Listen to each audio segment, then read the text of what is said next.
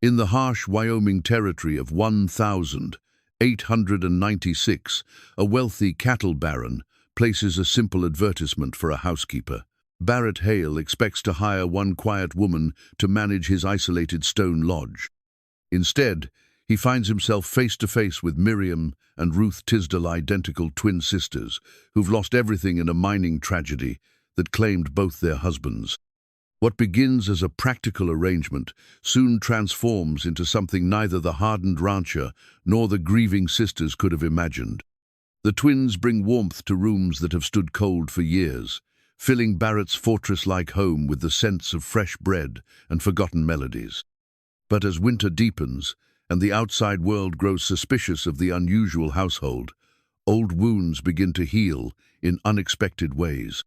What happens when three broken souls discover that sometimes the family you choose matters more than the one you're born into? Before we jump back in, tell us where you're tuning in from, and if this story touches you, make sure you're subscribed, because tomorrow I've saved something extra special for you. The October wind carved through the valleys of Wyoming Territory with the sharp edge of winter's promise, carrying the scent of snow from the distant peaks. Barrett Hale stood at the tall windows of his stone lodge, watching the last golden leaves surrender to the relentless gusts.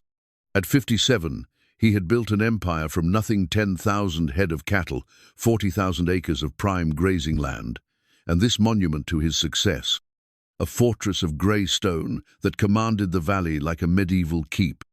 The lodge sprawled across a natural shelf of rock, its walls thick enough to withstand both Wyoming winters and the loneliness that had settled into Barrett's bones like an old ache.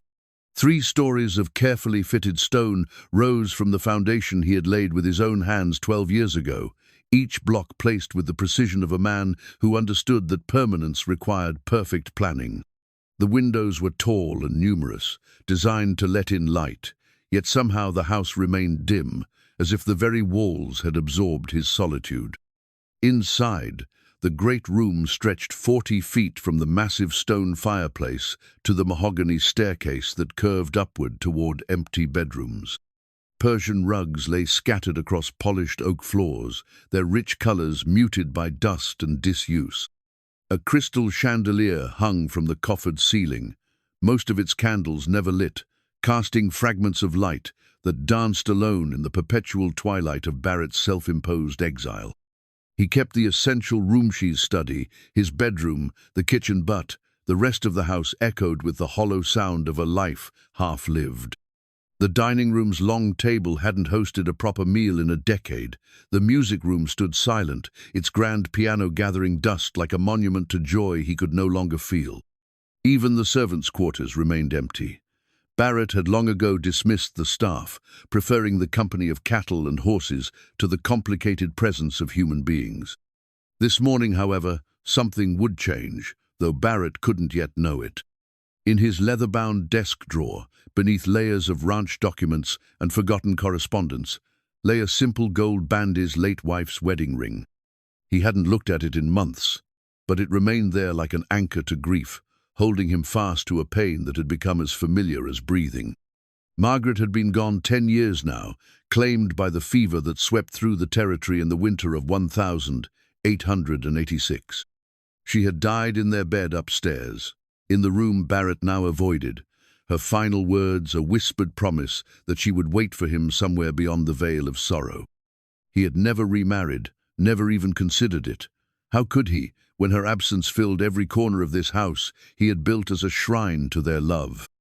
The cattle empire had grown in the years since her death, fed by his need to stay busy, to avoid the silence that crept into unguarded moments.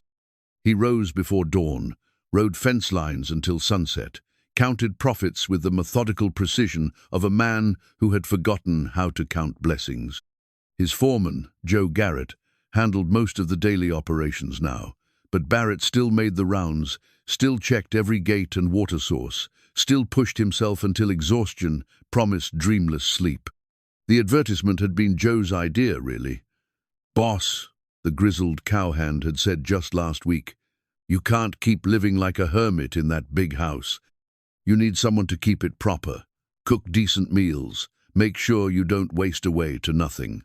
Barrett had resisted, but even he could see the logic.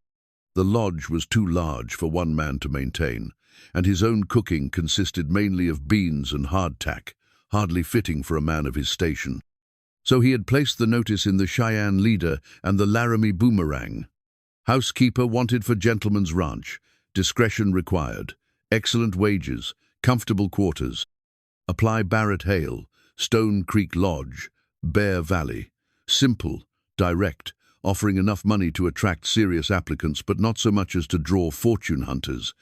He expected perhaps half a dozen responses, widows mostly, women past their prime, looking for steady work and a roof over their heads. He had not expected the letter that arrived yesterday morning, written in careful copperplate script on paper that smelled faintly of lavender. Dear Mr. Hale, we write in response to your advertisement seeking household assistance. We are Miriam and Ruth Tisdale, recently of the Sweetwater Mining District, and find ourselves in need of honest employment. We are twins, both widowed in recent circumstances, and have considerable experience in domestic management. We understand this may be an unusual arrangement, but we work as a team and require only modest accommodation. We can provide references from our previous situation and are available to begin employment immediately. Respectfully yours, Mrs. Miriam Tisdale and Mrs. Ruth Tisdale. Barrett had read the letter 3 times, puzzled by the phrase, both widowed in recent circumstances. What were the odds of twin sisters losing their husbands in close succession? Still, the letter was well written, respectful, and the women sounded desperate enough to be reliable. Desperation, in Barrett's experience, made for loyal employees. He had sent word for them to come for an interview, expecting to hire one and politely dismiss the other. But as he stood at his window this morning, watching the dust cloud that marked an approaching wagon, Barrett found himself curious about these mysterious twin widows from the mining camps. The wagon that emerged from the cottonwoods along Stone Creek was simple but well maintained, drawn by a matched pair of chestnuts that showed good care, despite their road-worn appearance. The driver was a woman, her hands steady on the reins, and beside her sat another figure, so identical that Barrett had to look twice to convince himself he wasn't seeing double. Miriam and Ruth Tisdale were not young women. Barrett judged them to be past 60, but they carried themselves with the dignity of those who had faced hardship without surrendering their pride.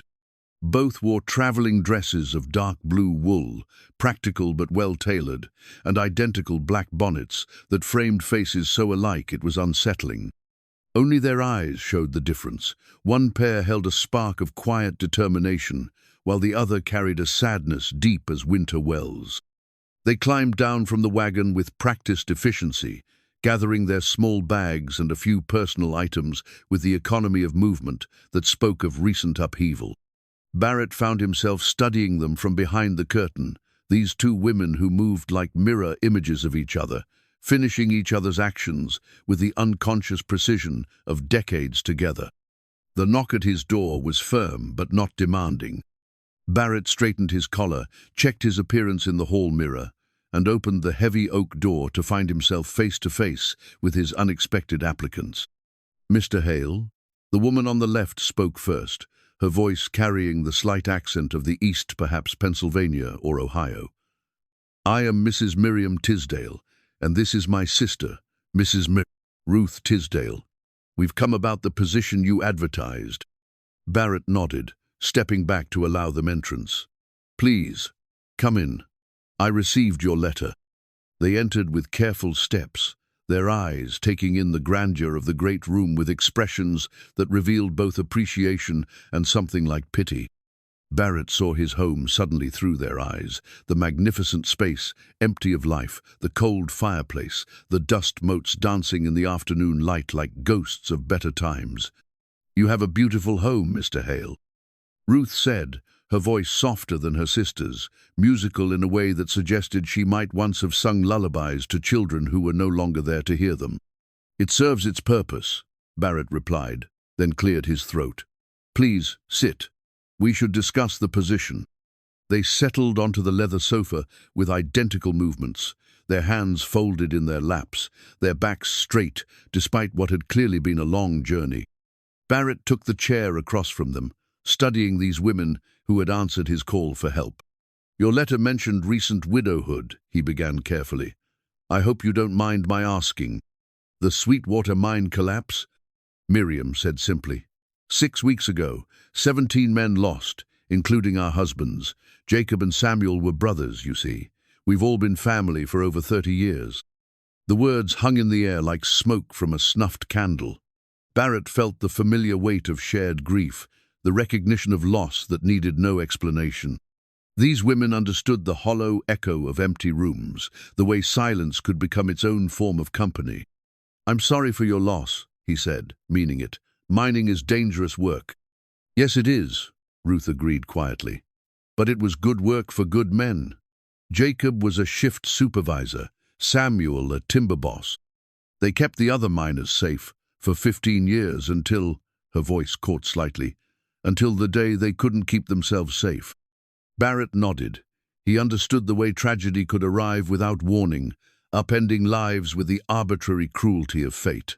"And now you find yourselves in need of employment." "We do," Miriam confirmed. "The mine company provided a small settlement, enough to see us through winter if we're careful. But we're not women to sit idle. We need work, Mr. Hale, honest work that gives purpose to our days." "The advertisement mentioned discretion," Ruth added. "We understand you value your privacy. We're not gossips, Mr. Hale. We've learned that some griefs are too deep for casual conversation." Barrett found himself appreciating their directness. These were women who had lived full lives, who understood that some wounds never fully healed, but could be managed with dignity and work. "The position involves managing the household cooking, cleaning, basic maintenance. The house is large, but I live simply. I keep early hours, rise before dawn, often don't return until sunset." "We're early risers ourselves," Miriam said. 30 years of mining camp life doesn't allow for late mornings." "Can you cook?" Barrett asked. "I can," Miriam replied with the first hint of warmth he'd seen from her.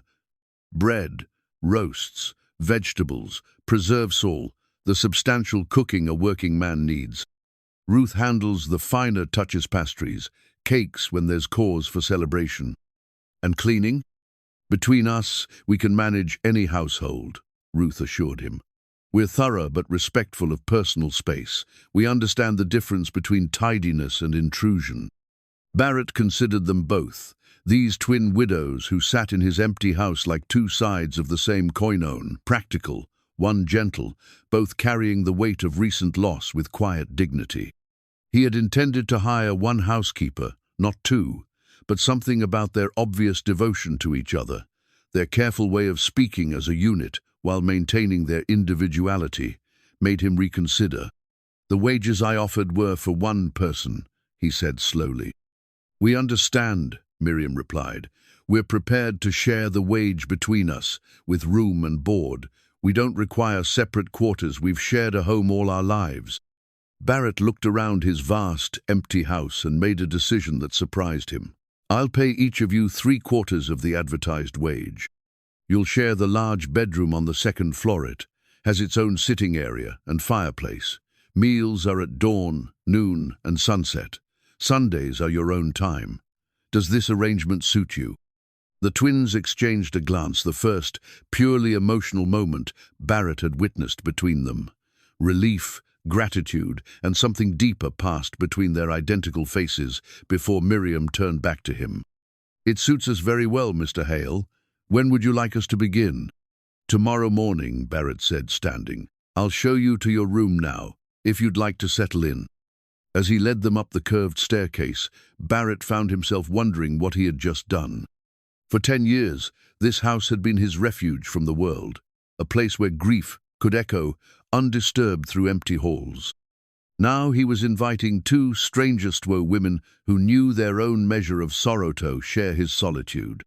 Perhaps, he thought as he opened the door to what had once been intended as a guest suite, it was time for the echoes to have some company.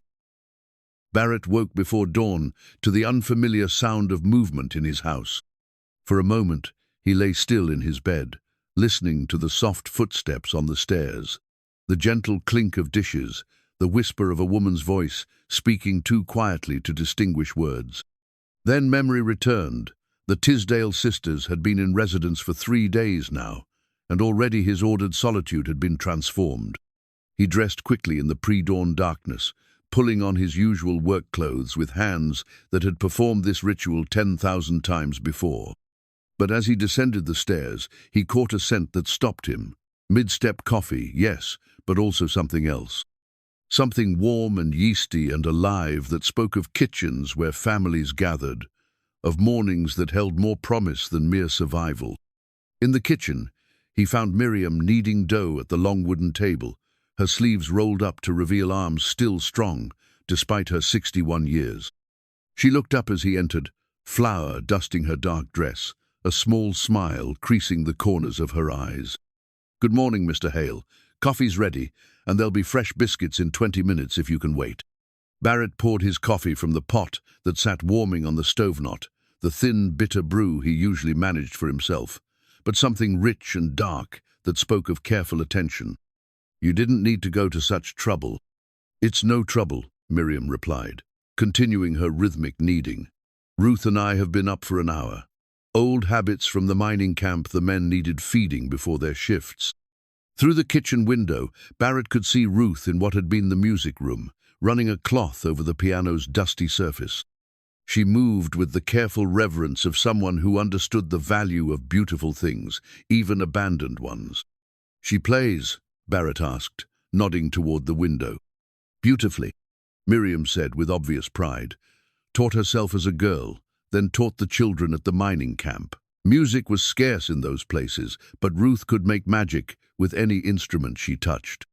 Barrett watched Ruth work, something uncomfortable stirring in his chest. The piano had been Margaret's wedding gift he'd had shipped from Denver at considerable expense. She had played it every evening, filling the house with melodies that seemed to make the very walls breathe with contentment.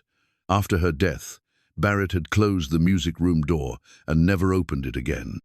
"She doesn't need to clean in there," he said quietly. Miriam's hands stilled on the dough. "I'll tell her, if you prefer." Barrett started to say yes, to restore the familiar barriers that had protected him from memories too sharp to bear. But something in Miriam's careful tone, the way she waited without judgment for his decision, made him pause. "No," he said finally. "No, it's fine. The room should be cleaned." When he returned that evening, the transformation was subtle but unmistakable.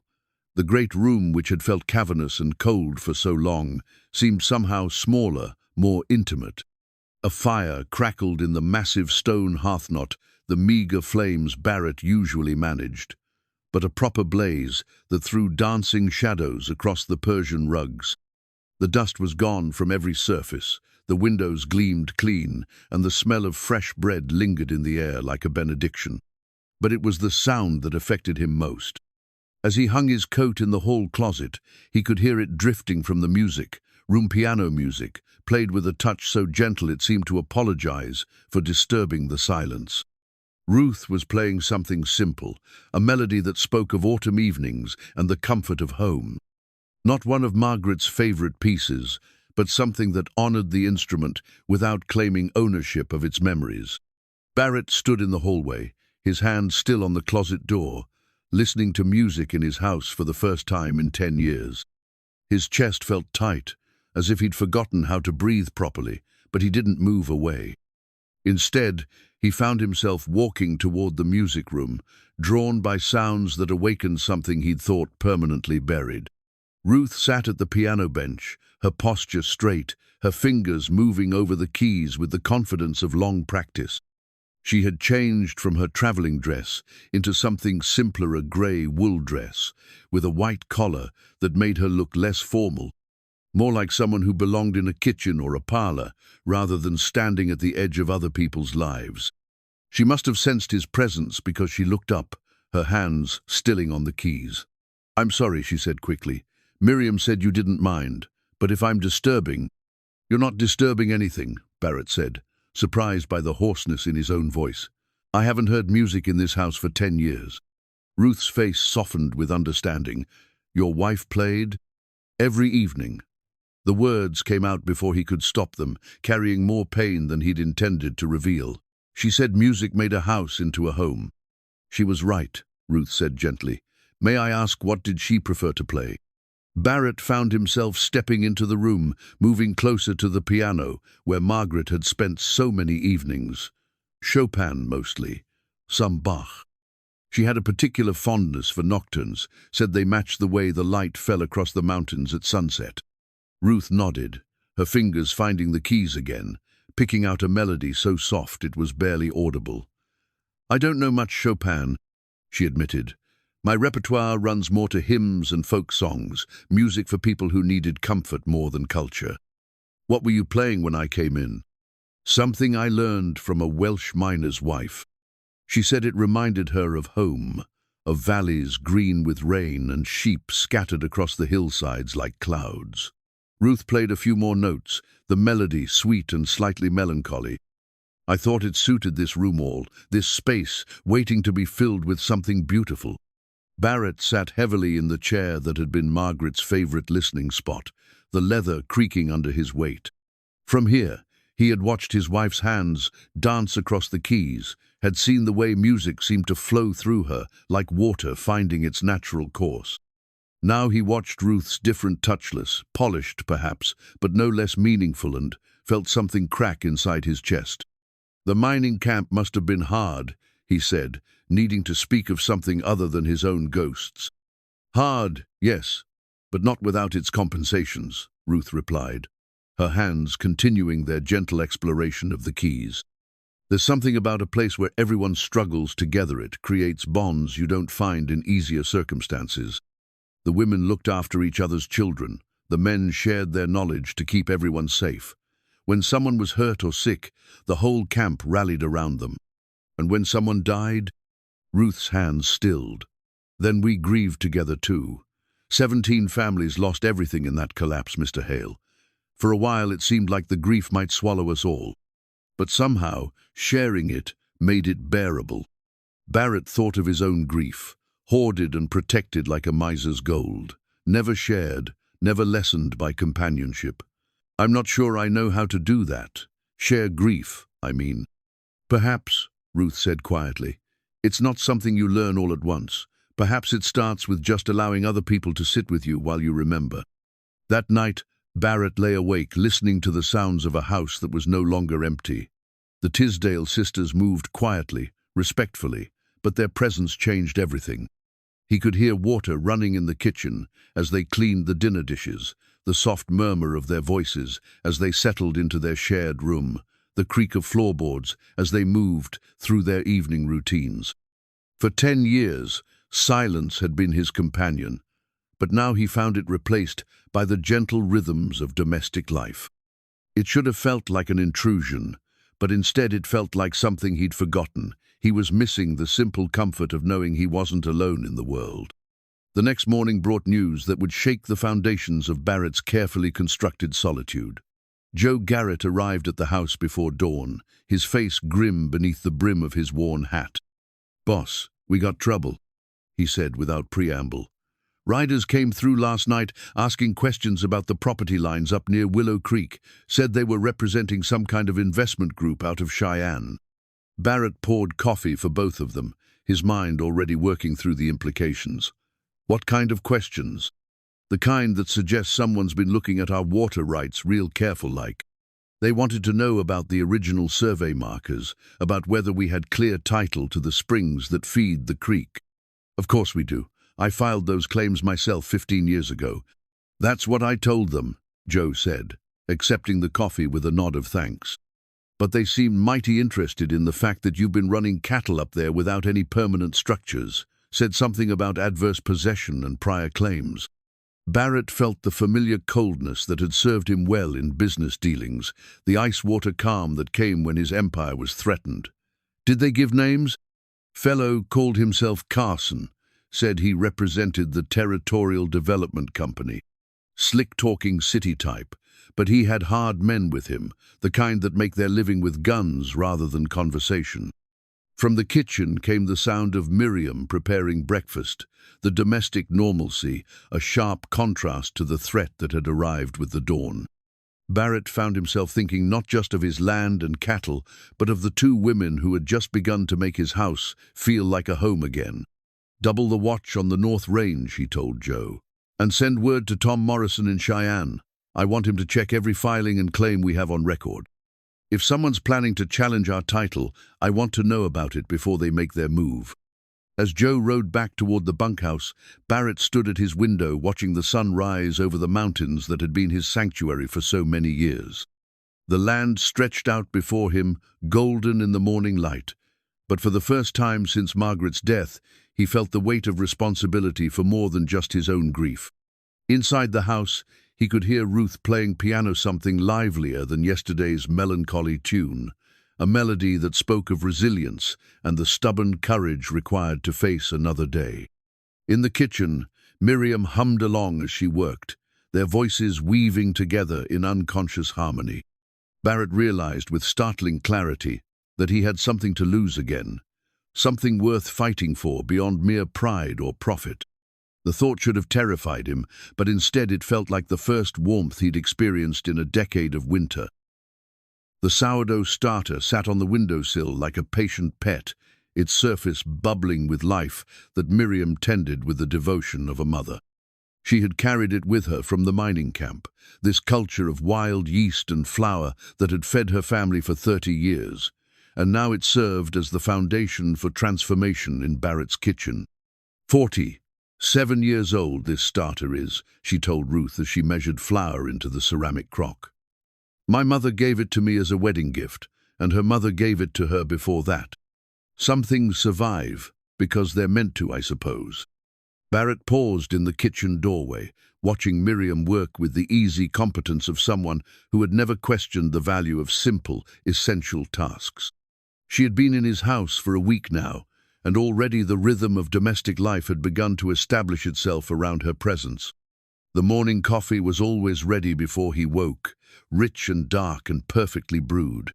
Fresh bread appeared on the table with the reliability of sunrise, and the evening meals had evolved from his usual beans and hardtack to substantial fare that reminded him what it meant to be properly nourished. "You don't have to make bread every day," he said, entering the kitchen. "I can buy what I need in town." Miriam looked up from her work, flour dusting her hands. "Store-bought bread is fine for some purposes, Mr. Hale, but it doesn't have the substance a man needs for hard work. Besides," she added with a small smile, "the starter needs feeding whether I make bread or not. Might as well put it to good use." Barrett poured his coffee and sat at the kitchen table, watching her hands shape the dough with practiced efficiency. There was something mesmerizing about the process, the way she folded and pressed, reading the texture with her fingertips, adding flour or water with the instinct of long experience. It reminded him of his own work with leather, the way good craftsmanship became second nature after decades of practice. "Where did you learn to cook like this?" he asked.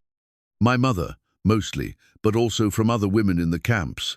You learn to make do with what's available, to stretch ingredients when money's tight, to feed a crowd when someone's family needs help." She paused in her kneading, her expression growing thoughtful. "Ruth and I, we never had children of our own.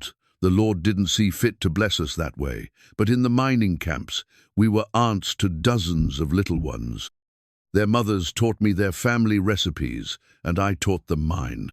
Barrett tried to imagine these two women in the rough environment of a mining camp, bringing order and comfort to families, scraping out a living from dangerous work. It painted a picture of quiet heroism, of lives lived in service to others, without expectation of recognition or reward. "You miss it," he observed. "Parts of it," Miriam admitted. "I miss the feeling of being useful, of knowing that what I did mattered to people I cared about. But I don't miss the worry lying awake at night, listening for the mine whistle, wondering if this would be the day something went wrong." From the music room came the sound of piano music, a gentle melody that seemed to complement the domestic scene in the kitchen. Ruth had taken to playing every morning after breakfast, her fingers finding familiar tunes that filled the house with warmth Barrett had forgotten it could hold. "She's getting bolder with her playing," Barrett noted. "She's testing the boundaries," Miriam said, with the insight of someone who had lived alongside another person for 61 years. "Ruth has always been the more tentative of us. She needs to feel welcome before she'll let herself be comfortable." "And you?" Miriam's hands stilled on the dough. "I've learned that comfort is a luxury we can't always afford. Sometimes you have to make yourself useful first and hope acceptance follows." Barrett found himself studying this woman who had walked into his kitchen and transformed it from a place of mere sustenance into something that felt like the heart of a home. She was not conventionally beautiful. Her face was too angular, her hair too severely pulled back, but there was something compelling about her quiet competence, her refusal to apologize for taking up space in the world. "You're welcome here," he said, the words coming out more formally than he intended. "Both of you. I should have said that sooner." Miriam looked up from her work, her eyes meeting his directly. "Thank you, Mr. Hale. That means more than you might realize." The morning routine continued to evolve around them. Barrett would eat his breakfast of fresh biscuits and eggs, strong coffee, and sometimes bacon if the sisters had been to town for supplies. He would discuss the day's work with Joe Garrett, who had taken to joining them for the morning meal, drawn by the promise of food that bore no resemblance to bunkhouse fare. "Ma'am," Joe would say to Miriam each morning, touching his hat brim with the respect due to a woman who could turn flour and water into something approaching heaven. "You sure know your way around a kitchen." "Thank you, Joe," Miriam would reply, already bustling about the task of feeding working men. "There's more coffee if you want it, and don't be shy about the biscuits." Barrett found himself lingering over these morning meals, reluctant to leave the warmth of the kitchen for the cold business of cattle and land management. There was something addictive about the easy conversation, the way Miriam anticipated needs before they were voiced, the background music of Ruth's piano filtering through the house like a benevolent presence.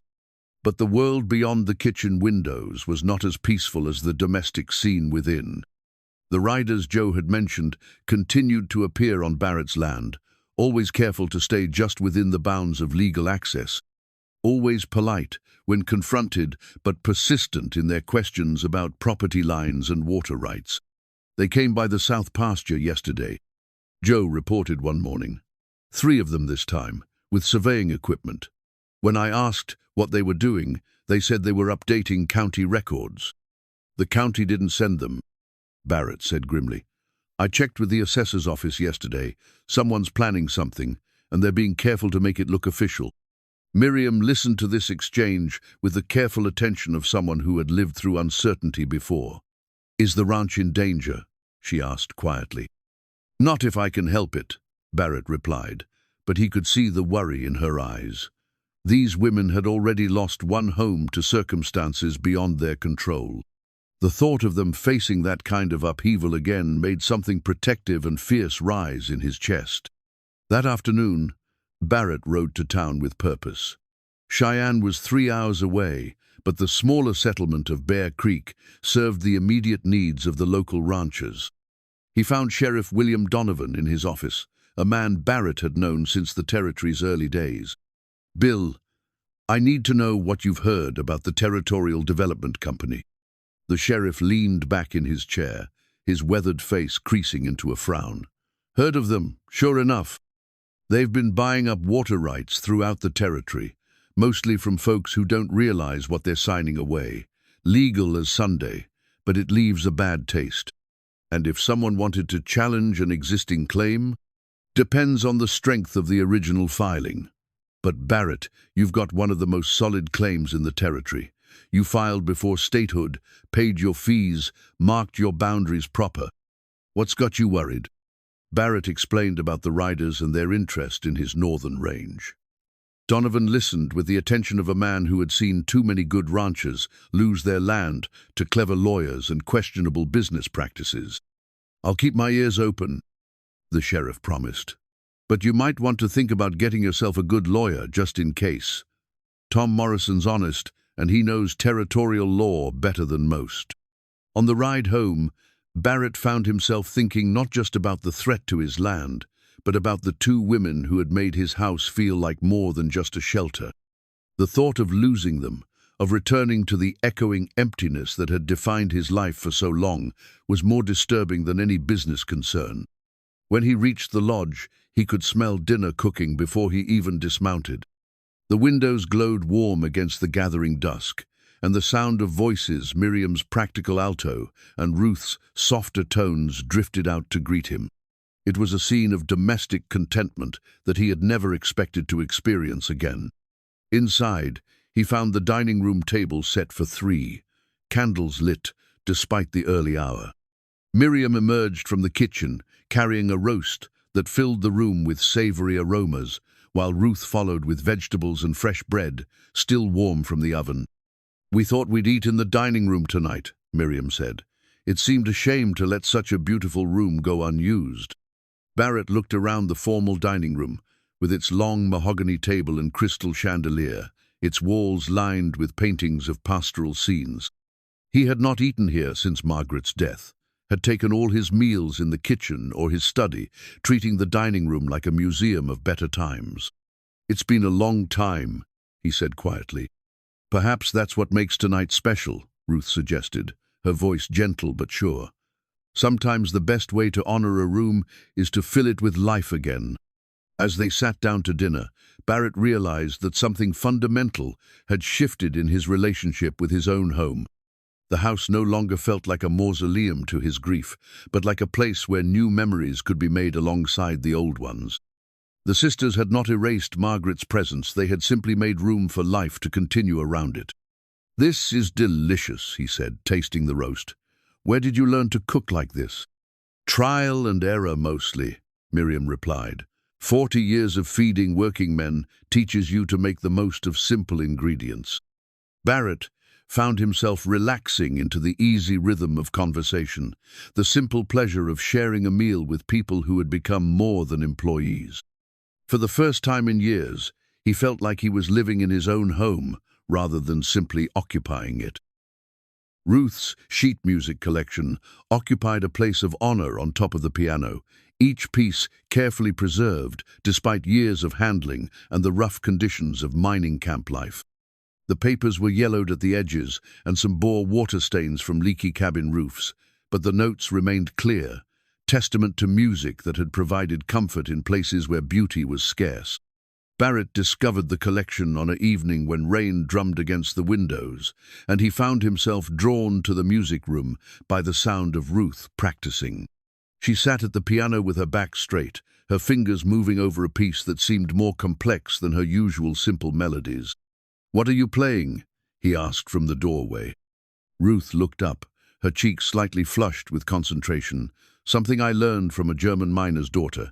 She taught piano lessons to the children in camp, and this was one of her favorites. It's called Evening Song."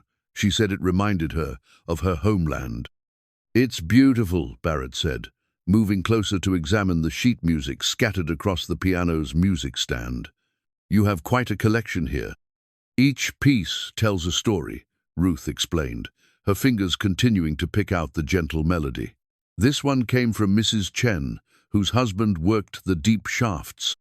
She sang it while she washed clothes, said it helped her not worry about cave-ins.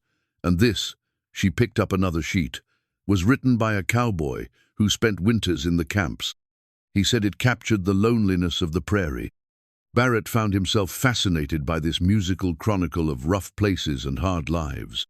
Each sheet of music represented not just notes on paper, but moments when someone had chosen beauty over despair, harmony over the chaos of dangerous work and uncertain futures. "Do you read music, Mr. Hale?" Ruth asked. "A little. Margaret tried to teach me, but I never had the patience for it." The admission came easier than it once had, the pain of memory softened by time and the gentle presence of someone who understood loss. "It's never too late to learn," Ruth said diplomatically. "Music has a way of speaking to people when they're ready to hear it." Over the following days, Barrett began to spend more time in the music room, drawn by the combination of Ruth's playing and his own curiosity about the collection. He learned that she had taught herself to read music as a young woman, practicing on whatever instruments she could find: an old pump organ in a church, a saloon piano during the quiet afternoon hours, even a harmonica when nothing else was available. "Music was my refuge," she explained one evening as she sorted through the sheets, organizing them by difficulty and mood. When Jacob and Samuel worked the dangerous shifts, when the mine owners cut wages or the company store raised prices, when winter seemed to last forever, music was the one thing that couldn't be taken away. Barrett watched her handle each sheet with reverence, understanding that she was preserving more than just songs. These were the remnants of a community that had been destroyed, the cultural memory of people who had found ways to create beauty in the midst of hardship. "The mining camp must have had quite a musical tradition," he observed. "Oh, it did," Ruth said, her face lighting up with memory. "Saturday nights, if the men weren't too tired, we'd have gatherings in the main hall. Someone would play fiddle, another would bring a guitar, and I'd accompany on whatever piano we could borrow from the saloon. The children would dance, and the adults would sing songs from their homelands. German waltzes, Irish ballads, songs in languages I couldn't understand, but somehow felt in my bones." Barrett tried to imagine these two refined women in such rough surroundings, bringing culture and grace to places where survival was the primary concern. It painted a picture of quiet heroism that impressed him more than any battlefield courage. "You miss it," he said. "I miss the sense of community," Ruth admitted. "Everyone looking out for everyone else, sharing what little we had, celebrating the small victories together. But I don't miss the constant worry, the knowledge that any day could bring disaster." That worry had proven justified, Barrett knew. The mine collapse that had claimed their husbands and ended their life in the camps was exactly the kind of tragedy that had haunted their daily existence for 30 years. "What will you do with the music?" he asked. Ruth looked at the scattered sheets with something like sadness. "I suppose I'll continue to play them, to keep the songs alive. Music dies when it's not heard, you know. These pieces represent the voices of people who deserve to be remembered." An idea began to form in Barrett's mind, something that surprised him with its generosity. "Would you consider giving piano lessons?" Ruth looked up sharply. "Lessons? There are children in Bear Creek who might benefit from music instruction. The schoolteacher mentioned it once how the children have no exposure to culture beyond what their families can provide." Barrett found himself warming to the idea as he spoke. "You could offer lessons on Saturday afternoons or during the week if their parents can spare them from chores." Ruth seemed taken aback by the suggestion. "I don't know if I'm qualified to teach properly. I'm not a trained musician." "You're someone who understands music's power to comfort and inspire," Barrett said firmly. "That might be more valuable than formal training." That evening at dinner, Ruth raised the subject with Miriam, seeking her sister's counsel as she had clearly done for 6 decades. "What do you think?" Ruth asked. "Barrett, Mr. Hale thinks I might offer piano lessons to the children in town." Miriam considered this while cutting her meat, her face thoughtful. "It would give you a purpose beyond housekeeping, which I think you need, and it would connect us to the community in a positive way." "What do you mean, connect us to the community?" Barrett answered before Miriam could speak. "There's been talk in town about the arrangement here, about 2 women living in a bachelor's household. Teaching their children might help establish your reputation as respectable members of the community." Ruth's cheeks colored slightly. "I hadn't thought about how it might look." "People talk," Miriam said pragmatically. "They always have and always will, but it's harder to gossip about someone who's doing good work for your children." The conversation continued through dessert apple pie, made from fruit Ruth had preserved herself from the wild trees near Stone Creek. Barrett found himself enjoying not just the food, but the easy discussion of plans and possibilities. It had been years since he'd participated in conversations about the future rather than simply managing the present. "There's something else to consider," he said as Ruth poured coffee. "If you're going to teach piano, you'll need a better instrument than the one in the music room." Both sisters looked at him with surprise. "What's wrong with the piano?" Ruth asked. "Nothing that can't be fixed, but it hasn't been tuned in 10 years. The climate here is hard on instruments, the dry air, the temperature changes. It needs attention from someone who knows what they're doing. That would be expensive, Miriam said carefully. It would be an investment, Barrett corrected. In the instrument, in your future, in the community. He paused, then added with unusual diffidence, Margaret would have liked the idea of children learning music in this house. The next morning brought unexpected validation of Barrett's concerns about community opinion. Sheriff Donovan arrived just after breakfast, his manner more formal than usual. Barrett, I need to ask you about your household arrangements, he said without preamble. What about them? There's been complaints, folks saying it's not proper, 2 unmarried women living alone with a single man. The church ladies are particularly exercised about it. Barrett felt his temper rise. The church ladies can mind their own business. I agree with you, Donovan said quickly, but I had to ask. There's some who think the territorial governor should be informed that it reflects poorly on the community's moral standards. What exactly are they suggesting? That the arrangement is improper, that you're taking advantage of 2 desperate women, that, Donovan looked uncomfortable, that you're keeping them for purposes other than housekeeping. The accusation hung in the air like smoke from a green fire, acrid and offensive. Barrett felt his face flush with anger, but before he could speak, Miriam appeared in the kitchen doorway. Sheriff Donovan, she said with quiet dignity, I couldn't help but overhear. Perhaps I can address these concerns directly. She entered the room with Ruth close behind her, both women carrying themselves with the poise of people who had faced adversity without surrendering their self-respect. My sister and I are widows in need of honest employment, Miriam continued. Mr. Hale has provided that employment under entirely respectable circumstances. We have our own quarters, we conduct ourselves with propriety, and our work is exactly what was advertised managing his household. I believe you, ma'am, Donovan said respectfully. But the talk continues, and I thought you should know. Ruth stepped forward, her voice soft but clear. Sheriff, would it help if we became more active in the community? I'm considering offering piano lessons to the local children. It might demonstrate our commitment to contributing positively to the area. Donovan's face brightened. That's an excellent idea, ma'am. Nothing silences gossip like good works. After the sheriff left, Barrett found himself in the unusual position of wanting to defend these 2 women who had brought such unexpected richness to his life. The thought that small-minded people might drive them away filled him with an anger that surprised him with its intensity. I'm sorry about this, he told them. I should have considered how it might look. There's nothing to apologize for, Miriam said firmly. We're 3 adults making decisions that harm no one and benefit everyone involved. If some people choose to see scandal where none exists, that says more about them than about us. Ruth nodded agreement, but Barrett could see the worry in her eyes. These women had already lost one home to circumstances beyond their control. The thought that they might lose another to the prejudices of narrow minds was intolerable. We'll make this work, he said with more conviction than he felt. The piano lessons are a good start. And I'll make sure everyone in Bear Creek understands that you're valued members of this household and this community. As the sisters returned to their work, Barrett stood at his window looking out at the land that had been his refuge for so many years. For the first time since Margaret's death, he had something worth fighting for beyond mere pride or profit.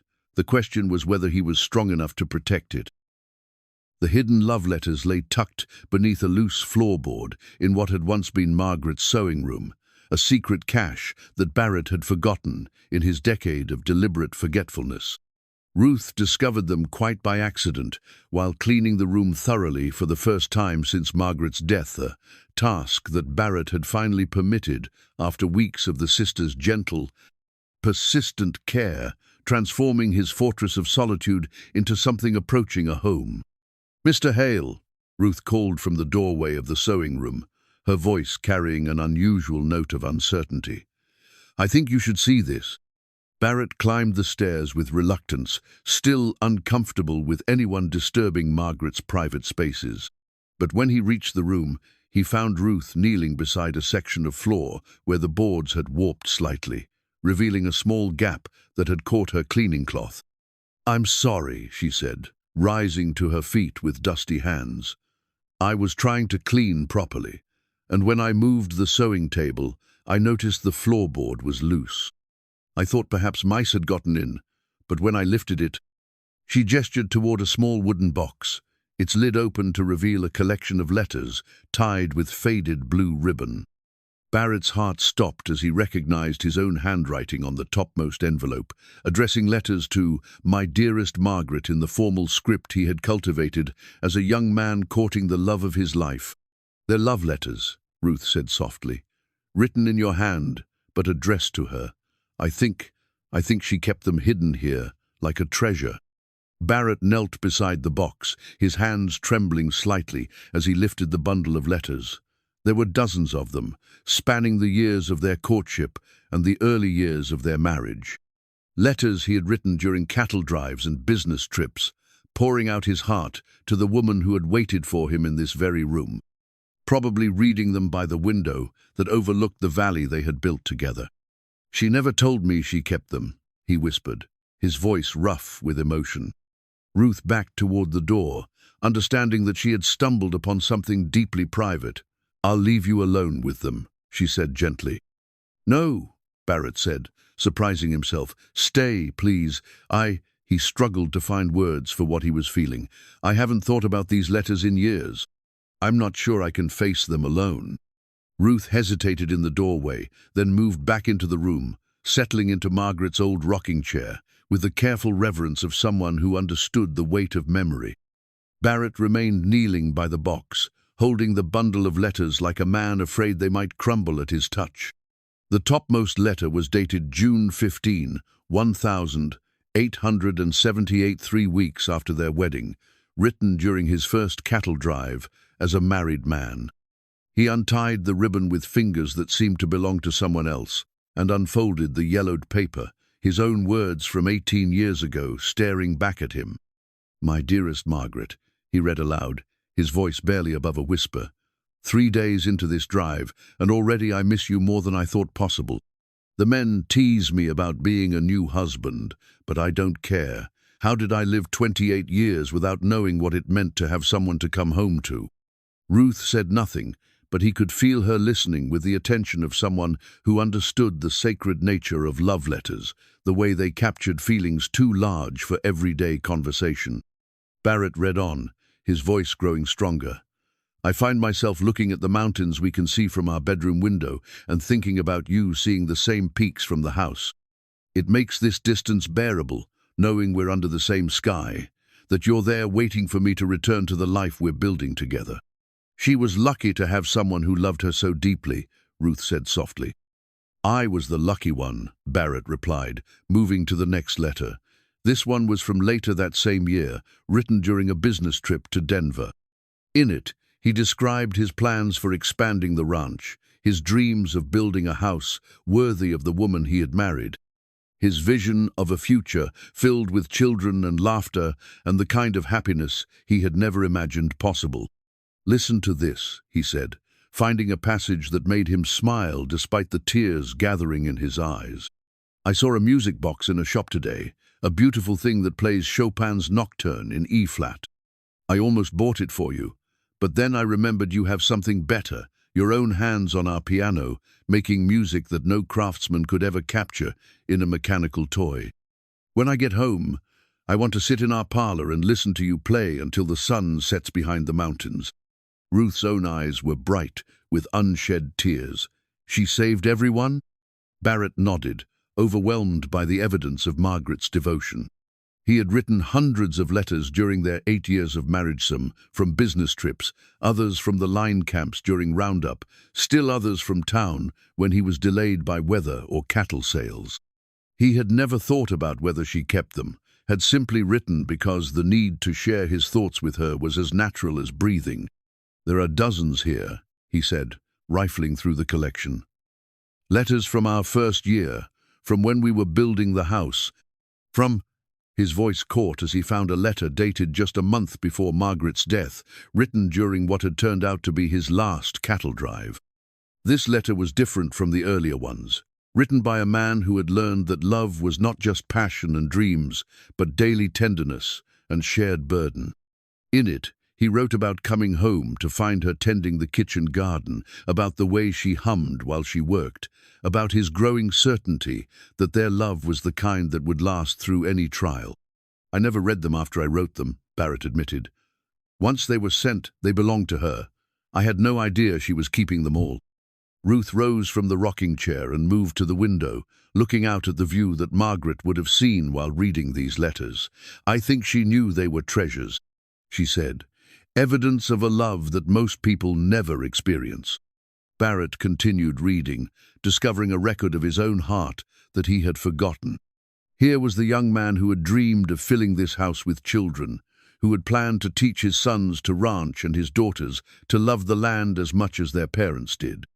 Here was the husband who had noticed every dress Margaret wore, every song she played, every small kindness she showed to neighbors and hired hands alike. "Margaret always said you were a romantic soul hiding behind a practical exterior," Ruth observed. "These letters prove she was right." "You talked about me?" Barrett asked, surprised. Ruth blushed slightly. "Miriam and I knew Margaret before we knew you. She came to the mining camp several times with church ladies, bringing supplies for families in need. She spoke of you often, always, with such love and pride." This revelation stunned Barrett. He had known Margaret was active in charitable work, but he had never realized she had been to the mining camps, or that she had spoken of him to the women who would later come to work in his house. "What did she say?"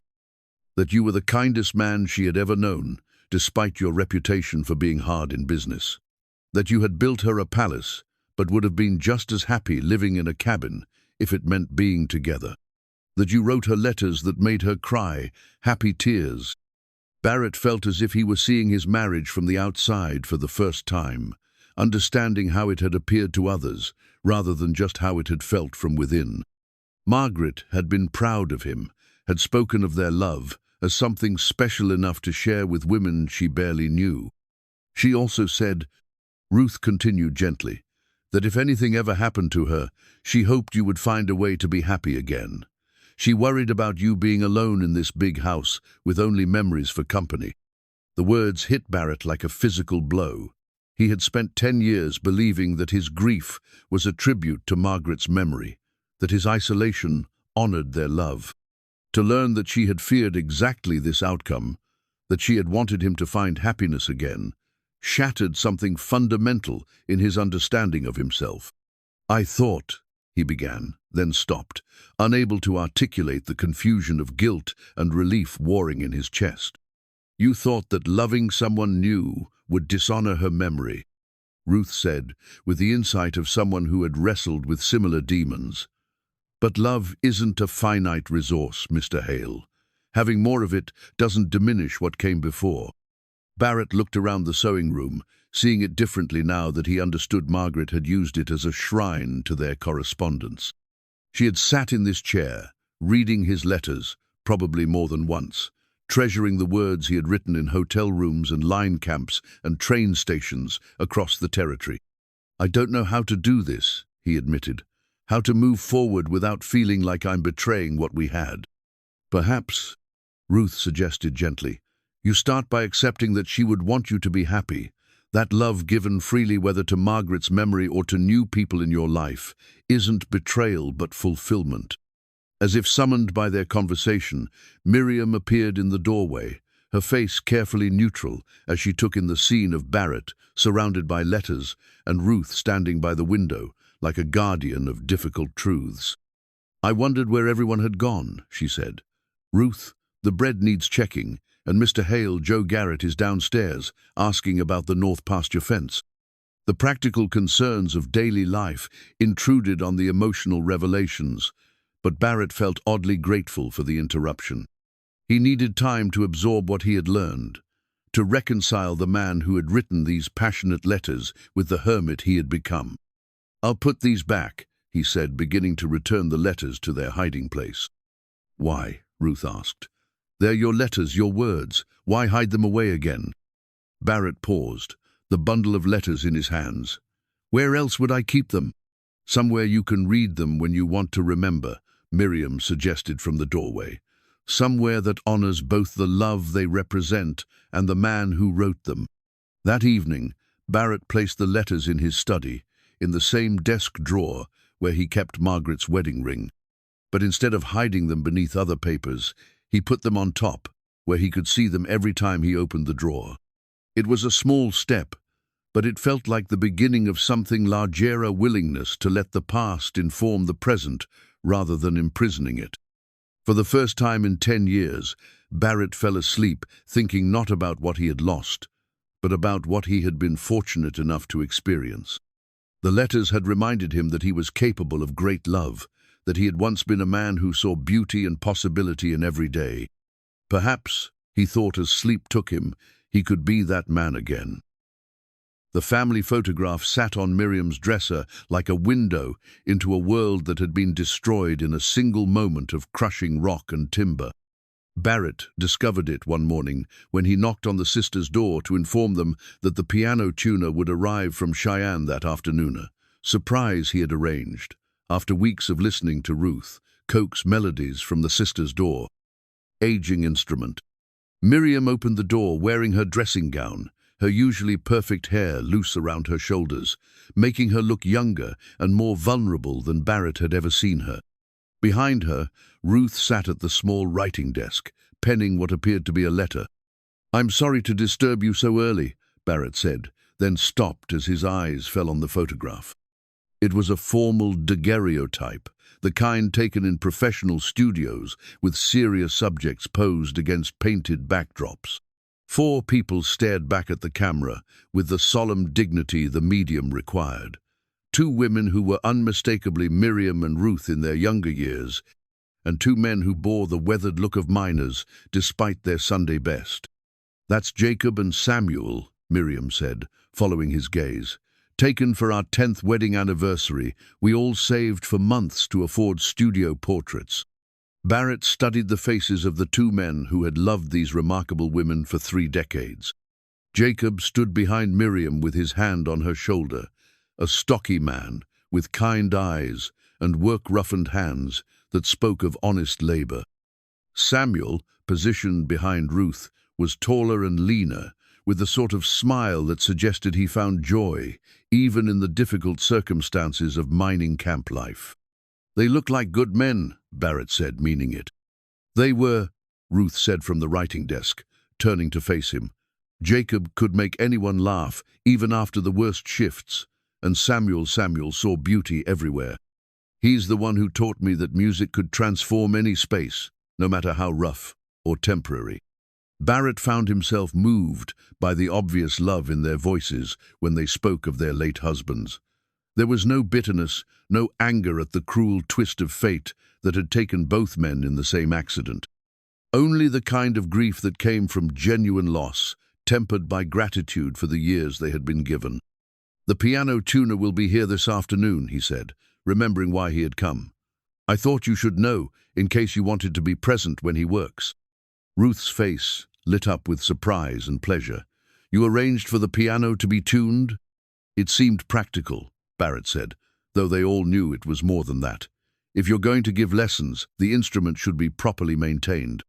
After he left them to finish their morning preparations, Barrett found himself thinking about the photograph and what it represented. Those 4 people had built a life together in circumstances that would have defeated lesser souls, the constant danger of mining work, the isolation of remote camps, the financial uncertainty that plagued working families throughout the territory. Yet the photograph radiated contentment, the satisfaction of people who had found love and purpose despite the challenges. It made Barrett realize how fortunate he had been during his own marriage. He and Margaret had faced challenges, certainly drought years, cattle diseases, the normal trials of building a ranch in hostile territory, but they had always had resources, options, the security that came from owning land and having money in the bank. The Tisdales and their husbands had built their happiness from much smaller foundations, making it in some ways more precious for its fragility. That afternoon, the piano tuner arrived as promised, a German immigrant named Klaus Zimmermann, who had learned his trade in Vienna before seeking his fortune in the American West. He was a meticulous man who approached the piano with the reverence due to a sacred object, running his hands over the keys and listening to each note with the intensity of a doctor diagnosing an illness. "This is a fine instrument," he told Barrett and Ruth as he began his work. "Steinway, made in New York around 1882. Someone cared for it well before it was neglected." "My wife played it daily," Barrett said. "After she died, it sat unused for 10 years. Zimmerman nodded with understanding. "Music dies when it is not heard, but it can be reborn with proper attention. This piano will sing again, I promise you." Ruth watched the tuning process with fascination, asking questions about temperament and string tension with the curiosity of someone eager to understand the craft behind the art. Barrett found himself equally engaged, learning for the first time about the complexity hidden within the instrument that had been part of his daily life for so many years. "Your wife chose well," Zimmerman told him as he worked. "This piano was built to last generations, to bring music to families for decades to come. It would be a shame to let it remain silent." "It won't be silent much longer," Barrett assured him. "Mrs. Tisdale is planning to give lessons to the local children." "Excellent." Zimmerman's face brightened. "Children are the future of music. Without them, the old songs die and no new ones are born." As the tuner worked, Barrett and Ruth found themselves in conversation about music and memory, about the role art played in making life bearable during difficult times. Ruth told him about the singing that had filled the mining camps on Saturday nights, how families from a dozen different countries had shared their musical traditions, creating something new from the blending of old-world melodies with frontier experiences. "Music was our literature," she explained. "Most of the miners couldn't read, but they could remember songs that told stories, preserved history, passed down wisdom from generation to generation. A man might not know his letters, but he could sing ballads that taught his children about honor and courage and the price of hard choices." Barrett thought about this as he listened to Zimmerman test each key, making minute adjustments to bring the instrument back to perfect pitch. In his grief, he had silenced the music in his house, thinking he was preserving Margaret's memory. Instead, he had been starving something essential, cutting himself off from one of the great human consolations. "There," Zimmerman announced finally, running his hands across the keys in a cascade of perfectly tuned notes. "She is ready to sing again." Ruth approached the piano with something approaching reverence, settling onto the bench and placing her hands on the keys. The difference was immediately apparent where, before, the notes had been muddy and discordant, now each key rang clear and true. She began with a simple melody, one of the folk songs from her collection, and the music seemed to fill not just the room but the entire house. Barrett closed his eyes and listened, feeling something shift inside his chest. This was not Margaret's playing. Ruth's touch was different, less formally trained but no less meaningful. Yet the music itself seemed to approve of the change, as if the piano had been waiting patiently for someone to awaken its voice. "Beautiful," Zimmerman said with professional satisfaction. "The piano knows it is loved again." That evening at dinner, the conversation turned to plans for Ruth's teaching venture. Barrett had spoken with several families in town, and there was genuine interest in piano lessons for their children. The parson's daughter, the banker's twin boys, the doctor's youngest girl all had been mentioned as potential students. "I'm nervous," Ruth admitted as she served dessert apple turnovers, made with fruit from the wild trees near Stone Creek. "It's been years since I taught formally, and never to children from proper families." "Children are children," Miriam said with the practical wisdom Barrett had come to value. "Rich or poor, they need patience, encouragement, and someone who believes in their ability to learn." "What will you charge for lessons?" Barrett asked. Ruth looked uncertain. "I hadn't thought about money. Perhaps 50 cents for an hour's instruction." "Make it $1, Barrett said firmly. "You're providing a valuable service, and you shouldn't undervalue your skills. Besides, people respect what they pay for." As they discussed the details of scheduling and payment, Barrett found himself thinking about the changes that had occurred in his house over the past month. The sisters had brought more than domestic efficiency. They had restored life to rooms that had stood empty, purpose to a man who had lost his way, and now music to an instrument that had grieved in silence for too long. "There's something else we should discuss," he said as Ruth poured coffee. "The situation with the Territorial Development Company." Both sisters looked at him attentively.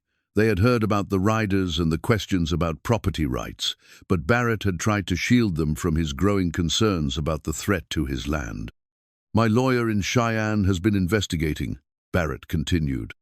"It appears that someone is challenging the validity of my original water rights claims, suggesting that the surveys were improperly conducted or that I failed to meet certain territorial requirements." "Is there validity to these claims?" Miriam asked. "None whatsoever. My paperwork is in perfect order, filed properly and on time. But legal challenges can be expensive and time-consuming, even when they're baseless." Ruth set down her coffee cup with a thoughtful expression. "The mining camp lawyers always said that possession is 9/10 of the law, but the other 10th can be very expensive." "Exactly." Barrett appreciated her quick understanding. "Someone is hoping to force me into a settlement rather than fighting a prolonged legal battle." "But why?" Miriam asked. "What do they gain from your land?" Barrett stood and walked to the window, looking out at the valley that had been his sanctuary for so many years. "Water rights primarily. The springs that feed Stone Creek are some of the most reliable in the territory. With more ranchers moving in and talk of railroad development, water is becoming more valuable than gold." He turned back to face them, these two women who had become so important to his life that the thought of losing them was almost unbearable. "I want you to know that whatever happens, I'll do everything in my power to protect this place and your position here." Ruth and Miriam exchanged one of their silent communications, a lifetime of understanding passing between them in a glance.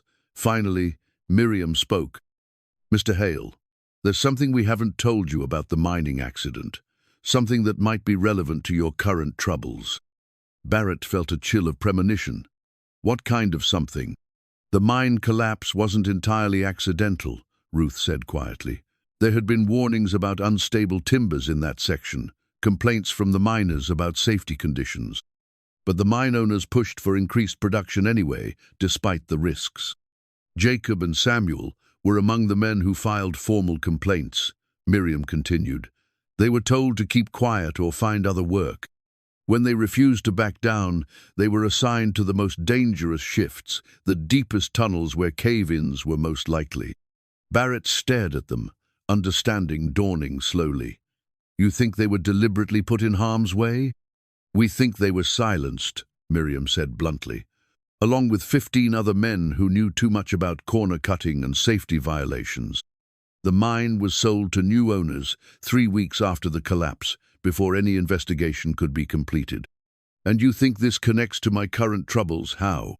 Ruth answered, her voice barely above a whisper. "Because the company that bought the mine was called Territorial Development Corporation, the same name as the group questioning your water rights." The revelation hit Barrett like a physical blow. These women hadn't come to him by chance. They were connected to his enemies in ways none of them had understood. The weight of responsibility settled on his shoulders like a lead blanket, heavy with the knowledge that protecting his land might mean protecting them from people who had already proven willing to kill to get what they wanted.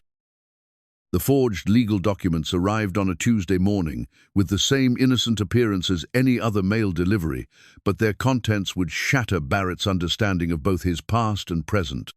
Tom Morrison, his lawyer in Cheyenne, had sent them via express courier with a note that read simply, "Barrett, examine these immediately. We need to talk. Tom." Barrett spread the papers across his study desk, while Miriam and Ruth went about their morning tasks, unaware that their carefully rebuilt world was about to face its greatest test. The documents purported to be previously undiscovered debts incurred by Margaret during her charitable work promissory notes for supplies purchased for needy families, loans taken against the ranch to fund her various benevolent projects. According to the papers, Margaret had signed her name to obligations totaling nearly $30,000, all guaranteed by the Stone Creek Lodge and its water rights. The supposed creditors were listed as various mining and development companies, including the Territorial Development Corporation. Most damning of all, the documents claimed that Barrett's marriage to Margaret had made him legally responsible for these debts upon her death. Debts that had now come due with a decade's worth of accumulated interest. Barrett's hands shook as he read through the fabricated paperwork. The forgeries were sophisticated, the signatures looked remarkably like Margaret's careful script. The legal language was properly formatted, and the dates corresponded to periods when Margaret had indeed been active in charitable work. Someone had invested considerable time and resources in creating a believable fiction. "Mr. Hale?" Ruth's voice came from the doorway, her tone concerned. "You look as if you've seen a ghost." Barrett looked up from the papers, his face drawn with the weight of understanding. "In a way, I have. Someone has forged documents claiming Margaret owed substantial debts at the time of her death. They're using these papers to challenge my ownership of the ranch." Ruth entered the study, followed closely by Miriam, who had clearly sensed trouble from her sister's tone. Both women examined the documents with the careful attention of people who had learned to spot deception through hard experience. "These signatures look authentic," Miriam observed, holding one of the promissory notes up to the light from the window. "But Margaret would never have signed such papers without telling you." "Of course she wouldn't," Barrett said with absolute certainty. "Margaret discussed every expenditure over $5 with me. She was scrupulously honest about money, sometimes to a fault. There's no way she would have incurred debts of this magnitude without my knowledge." Ruth studied the list of supposed creditors, her face growing pale as she recognized several names. "These companies, we know some of them. They were involved in mining operations throughout the Sweetwater district.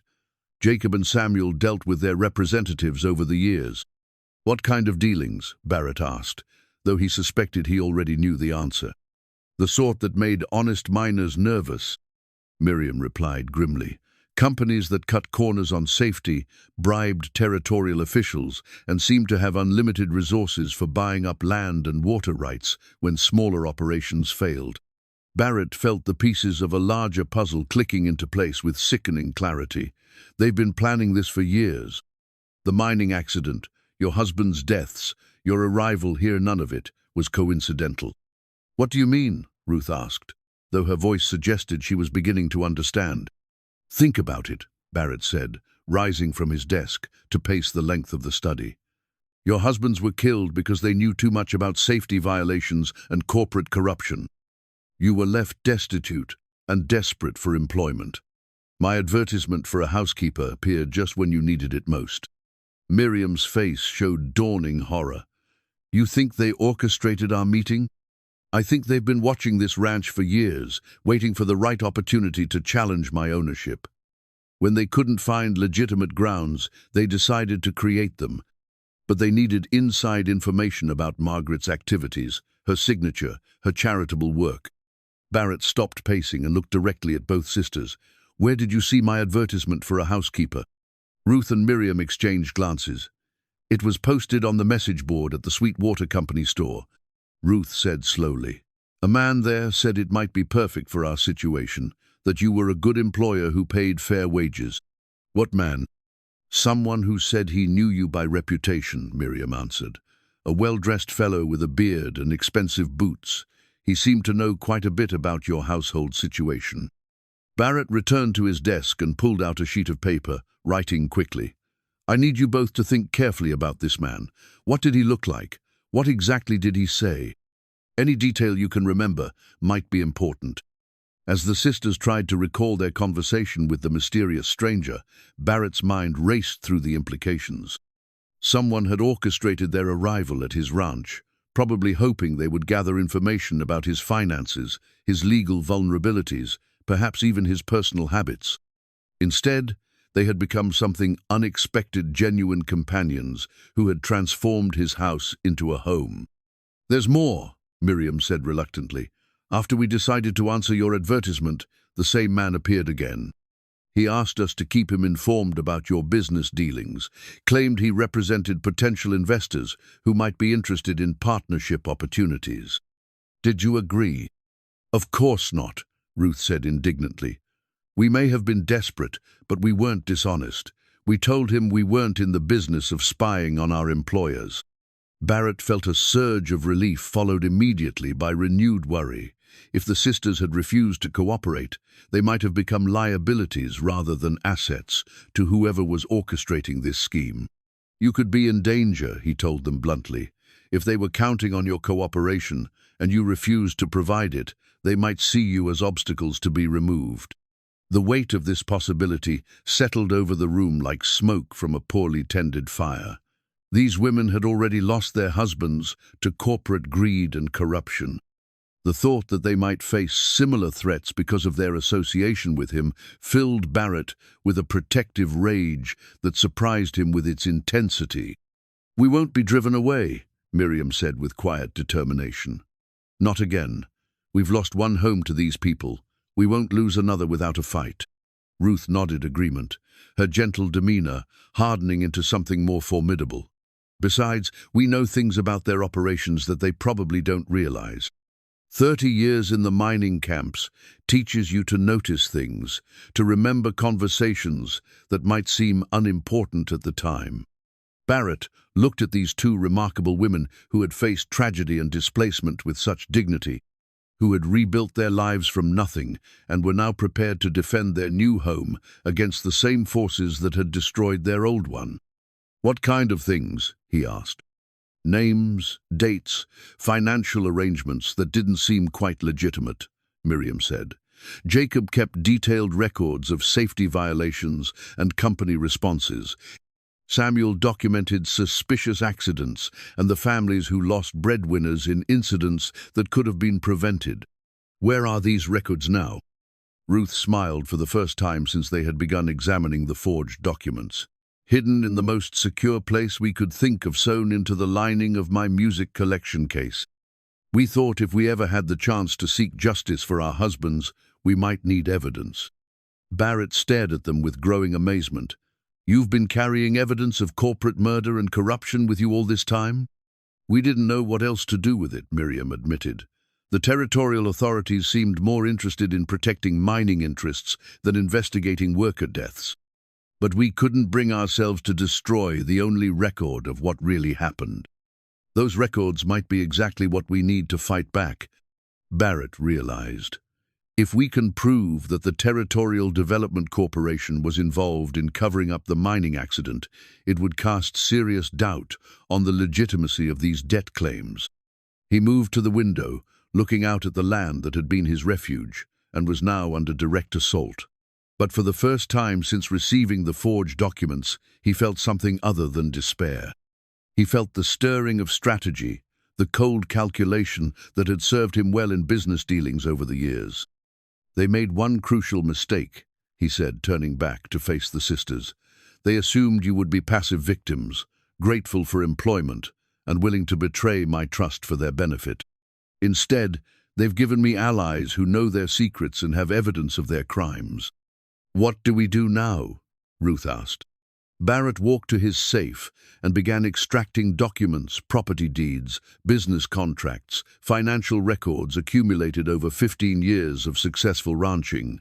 "Now we fight back. We expose their crimes, challenge their forged documents, and make them regret the day they decided to target this ranch." "And if they respond with violence?" Miriam asked pragmatically. "These aren't people who hesitate to eliminate obstacles." Barrett opened a locked drawer and withdrew something that gleamed dully in the afternoon light. A Colt .45 revolver that had seen service during his younger years. "Then they'll discover that some obstacles are harder to eliminate than others." As afternoon faded into evening, the three of them worked together to catalogue the evidence they had accumulated against their common enemies. Ruth's hidden records provided names and dates, Barrett's business connections offered leverage, and Miriam's practical wisdom helped them plan their strategy. For the first time since Margaret's death, Barrett felt like he was fighting for something larger than mere survival. He was fighting for a home that had been transformed by unexpected love, for two women who had proven that courage could bloom in the most unlikely circumstances, and for the future they were building together against all odds. The battle for Stone Creek Lodge was about to begin in earnest. Barrett's military service medal lay hidden beneath layers of old clothes in a trunk that hadn't been opened in 15 years, but the skills it represented had never truly left him. As he polished the tarnished brass and read the inscription, "For valor in service to the 4th Cavalry Regiment, Indian Wars, 1875, 1879, memories flooded back of a younger man who had learned to think strategically under pressure, to protect those who depended on him, and to face overwhelming odds with calculated courage. "I didn't know you served in the cavalry," Ruth said from the doorway of his bedroom, where she had come to inform him that Sheriff Donovan was downstairs, asking urgent questions. Barrett held up the medal, its ribbon faded but its metal still solid. 4 years on the frontier, chasing Sioux and Cheyenne war parties across Montana and Wyoming. I learned that the best defense is often a well-planned offense, and that enemies who underestimate you have already given you an advantage. Is that what we're going to do? Go on the offense? That's exactly what we're going to do, Barrett confirmed, pinning the medal to his vest. But first, let's see what the sheriff has to tell us. Downstairs, they found Sheriff Donovan pacing the great room with the nervous energy of a man bearing bad news. Joe Garrett sat nearby, his weathered face grim, while Miriam poured coffee with the steady hands of someone determined to maintain civility, even in crisis. "Barrett," Donovan said without preamble, "I've got news from Cheyenne that changes everything. The territorial governor has received formal complaints about your household arrangements and your land claims. Someone with significant political influence is pushing for an investigation." "What kind of investigation?" Barrett asked, settling into his chair with the outward calm his military training had taught him. "The kind that could result in territorial seizure of disputed properties pending resolution of legal challenges," Donovan replied. "They're claiming you've been operating outside territorial law in multiple areas, improper cohabitation, failure to maintain valid water rights, possibly even harboring fugitives." Ruth gasped. "Fugitives? Someone has suggested that you ladies might be wanted in connection with the mining camp incident," Donovan explained reluctantly, "claiming you had advanced knowledge of the accident and fled to avoid questioning." The accusation was so outrageous that Barrett felt his temper flare, but years of strategic thinking kept his voice level. "Who's making these claims?" "A lawyer named Edmund Carson, representing something called the Territorial Development Corporation. He's got documents, witnesses, and enough political connections to make his accusations stick long enough to cause serious damage." Barrett exchanged glances with Miriam and Ruth. Carson was the same man who had sent riders to survey his land, the well-dressed stranger who had approached the sisters at the company store. The web of conspiracy was tightening around them with the precision of a military campaign. "When is this investigation supposed to begin?" Barrett asked. "Carson is demanding an immediate territorial hearing," Donovan said. "He's claiming that every day the situation continues represents a threat to public morality and territorial law. The governor has agreed to convene a special session next week." Joe Garrett spoke up from his chair near the fireplace. "Boss, there's more. Word came in from the line camps this morning. Armed riders have been spotted all along our northern boundaries. They're not making threats yet, but they're making their presence known." Barrett absorbed this information with the calm that came from understanding that the battle was finally beginning in earnest. His enemies had played their opening moves, legal challenges, political pressure, and implied physical threats. Now it was his turn to respond. "Joe, I want you to send word to every rancher in the valley," Barrett said, his voice carrying the authority of a man accustomed to command. "Tell them what's happening here. If Carson's group can fabricate charges against us, they can do the same to anyone. We need to stand together." "Already started," Joe replied with grim satisfaction. "Bill Henderson and Tom Crawford said they'll ride with us if it comes to that. They remember what happened to the Millers when that land company moved in last year. Barrett nodded. The Miller Ranch had been seized under questionable circumstances, the family driven off their land by legal maneuvers they couldn't afford to fight. It had been a warning that none of the local ranchers had forgotten. "Sheriff," Barrett continued, "I need to know where you stand in this. Are you going to enforce whatever trumped-up warrants Carson produces?" Donovan shifted uncomfortably. "Barrett, you know I've got to follow territorial law, but I also know the difference between justice and illegal lynching. If Carson's charges are as baseless as they seem, I'll fight them within the system. And if the system is rigged against us," the sheriff met his eyes directly, "then you do what you have to do to protect what's yours, and I'll be busy investigating other crimes when it happens." It was as much support as Barrett could hope for from a man in Donovan's position. The sheriff couldn't openly defy territorial authority, but he wouldn't actively assist in what amounted to legalized theft. After Donovan left, Barrett gathered his small band of allies in the study to plan their strategy. Ruth had retrieved her hidden records from the music case, spreading dozens of papers across his desk. Jacob and Samuel's meticulous documentation of safety violations, suspicious accidents, and corporate cover-ups that painted a damning picture of systemic corruption. "This is incredible," Barrett said, reading through Samuel's notes about the mine collapse.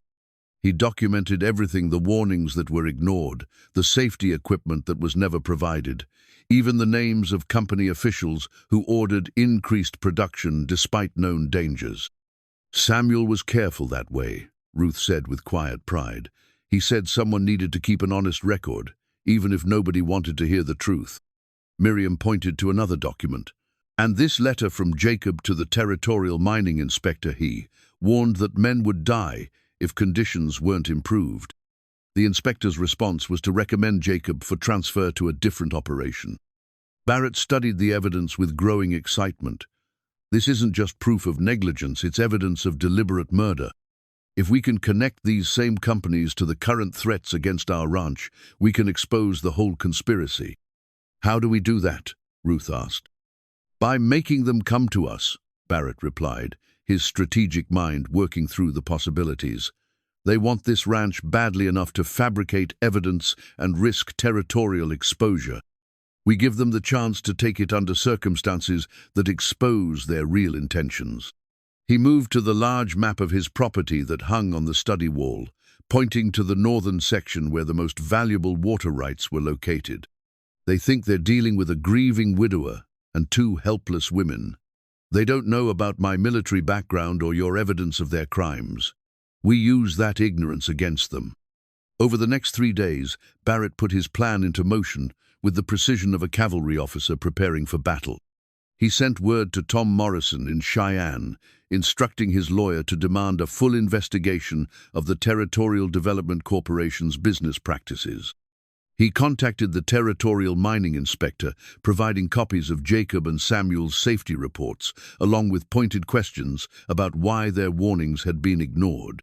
Most importantly, he began spreading carefully crafted rumors throughout Bear Creek and the surrounding ranchestries about his declining health, his growing despair over the legal challenges, his supposed consideration of selling the ranch rather than fighting a prolonged battle.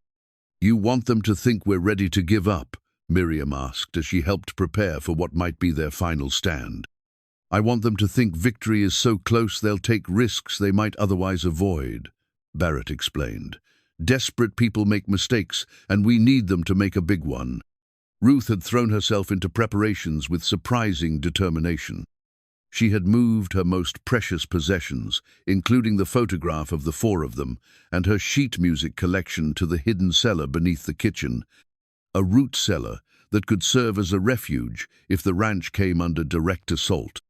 "I won't run again," she declared, as she helped Barrett clean and load firearms that hadn't been used in years. "These people took our husbands, our home, our entire way of life. If they want this place, they'll have to fight for it."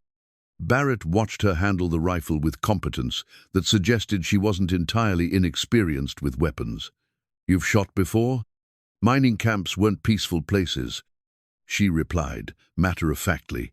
"A woman learned to protect herself, or she didn't survive long. Miriam and I both know our way around firearms." The revelation shouldn't have surprised him, but it added another layer to his growing understanding of these remarkable women. They had survived 30 years in dangerous conditions, raised children who weren't their own, buried husbands they loved, and rebuilt their lives from nothing. They were not victims waiting for rescue. They were warriors who had been underestimated for the last time. On Thursday evening, the message Barrett had been expecting finally arrived. A formal letter from Edmund Carson, delivered by a nervous young clerk who clearly wanted to complete his errand and leave as quickly as possible. Mr. Hale. The letter read, "The Territorial Development Corporation is prepared to offer a generous settlement for your property, including assumption of all outstanding debts and legal obligations. This offer expires at midnight Friday. Failure to accept will result in immediate territorial action to seize disputed assets. The choice is yours: voluntary sale or forced seizure. Choose wisely." Barrett read the ultimatum aloud to his gathered allies, Miriam, Ruth, Joe Garrett, and 3 neighboring ranchers who had ridden over to offer support. The letter was exactly what he had hoped, forwardance of extortion that no honest court could ignore. "They're not even pretending to be legitimate anymore," Joe observed. "This is pure intimidation." "Which is exactly what we needed," Barrett replied. "Tomorrow night, they'll come here expecting to find a defeated old man ready to sign over his property. Instead, they'll find something they didn't expect." He walked to the window, looking out at the land that had been his refuge and was now his battleground. "I've sent copies of their letter to Sheriff Donovan, to the territorial governor, and to 3 newspaper editors in Cheyenne and Denver. If they want to play this game publicly, they'll discover that publicity cuts both ways." Ruth joined him at the window, her reflection ghost-like in the glass. "Are you ready for this?" Barrett thought about the question seriously. Tomorrow would likely bring violence to the place that had known only peace since Margaret's death. Men might die defending or attacking this ranch, and the outcome was far from certain.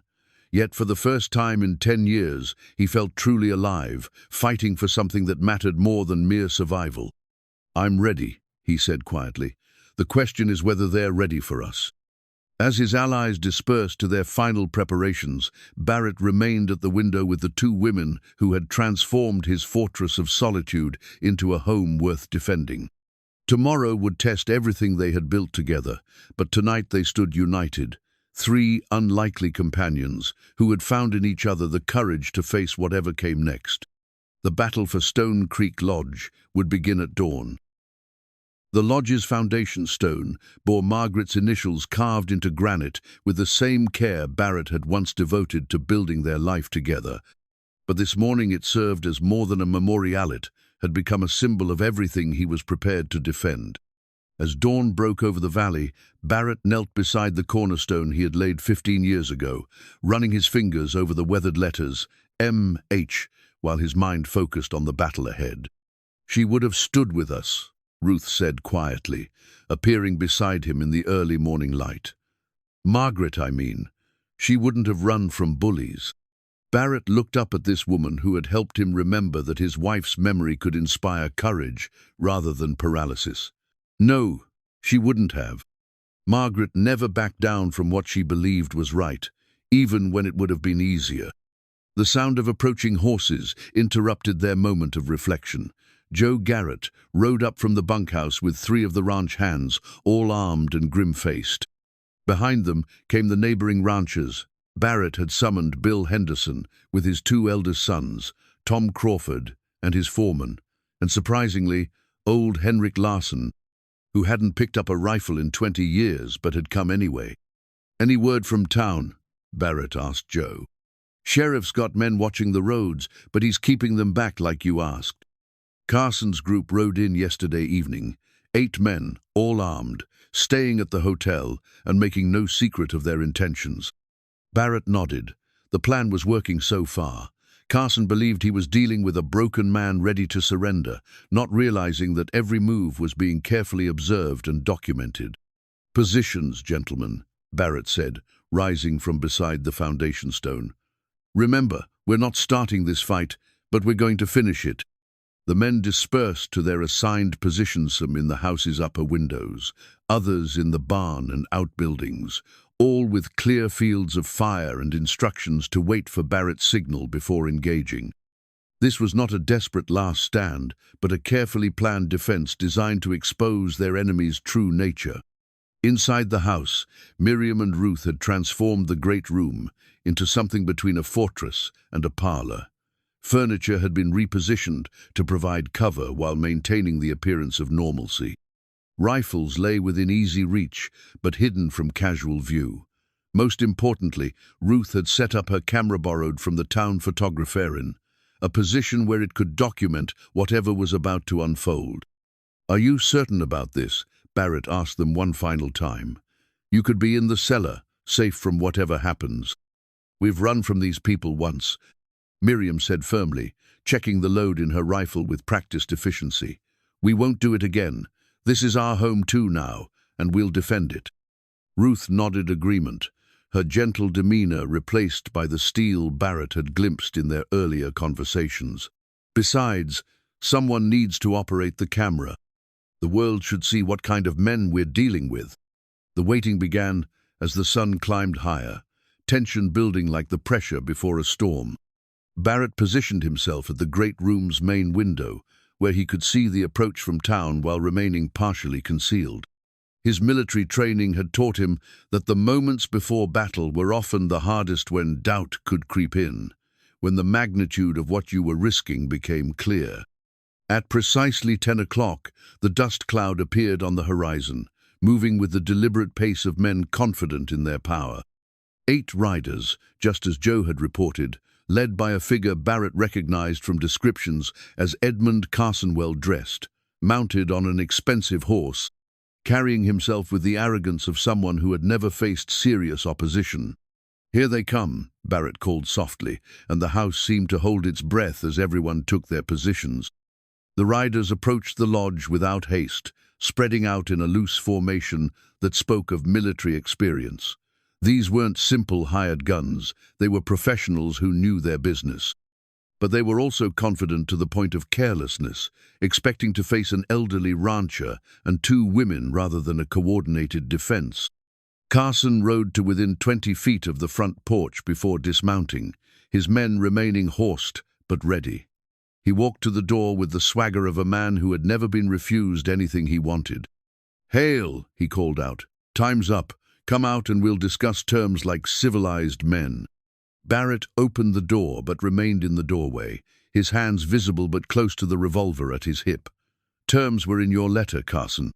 You want my land, and you're threatening to take it if I don't sell." "Smart man," Carson said with an oily smile, "though I prefer to think of it as offering you a way to salvage something from a hopeless situation. The territorial governor has already signed the seizure order. You can sell to us voluntarily and walk away with some compensation, or you can fight and lose everything." Barrett stepped onto the porch, noting how Carson's men shifted nervously in their saddles. They had expected surrender, not defiance. "I'd like to see that seizure order." Carson's smile faltered slightly. "The paperwork is being processed in Cheyenne, but I have authority to act on the territory's behalf." "Whose authority?" "Mine," Carson said, his voice hardening, "and that's all the authority I need." It was exactly the admission Barrett had hoped for. Carson had just confessed to acting without proper legal backing, threatening a territorial citizen with force based solely on his own claims. Ruth's camera had captured every word. "I'm afraid I'll need more than your word," Barrett said calmly. "If you want my land, you'll have to provide legitimate documentation or—" "Or what?"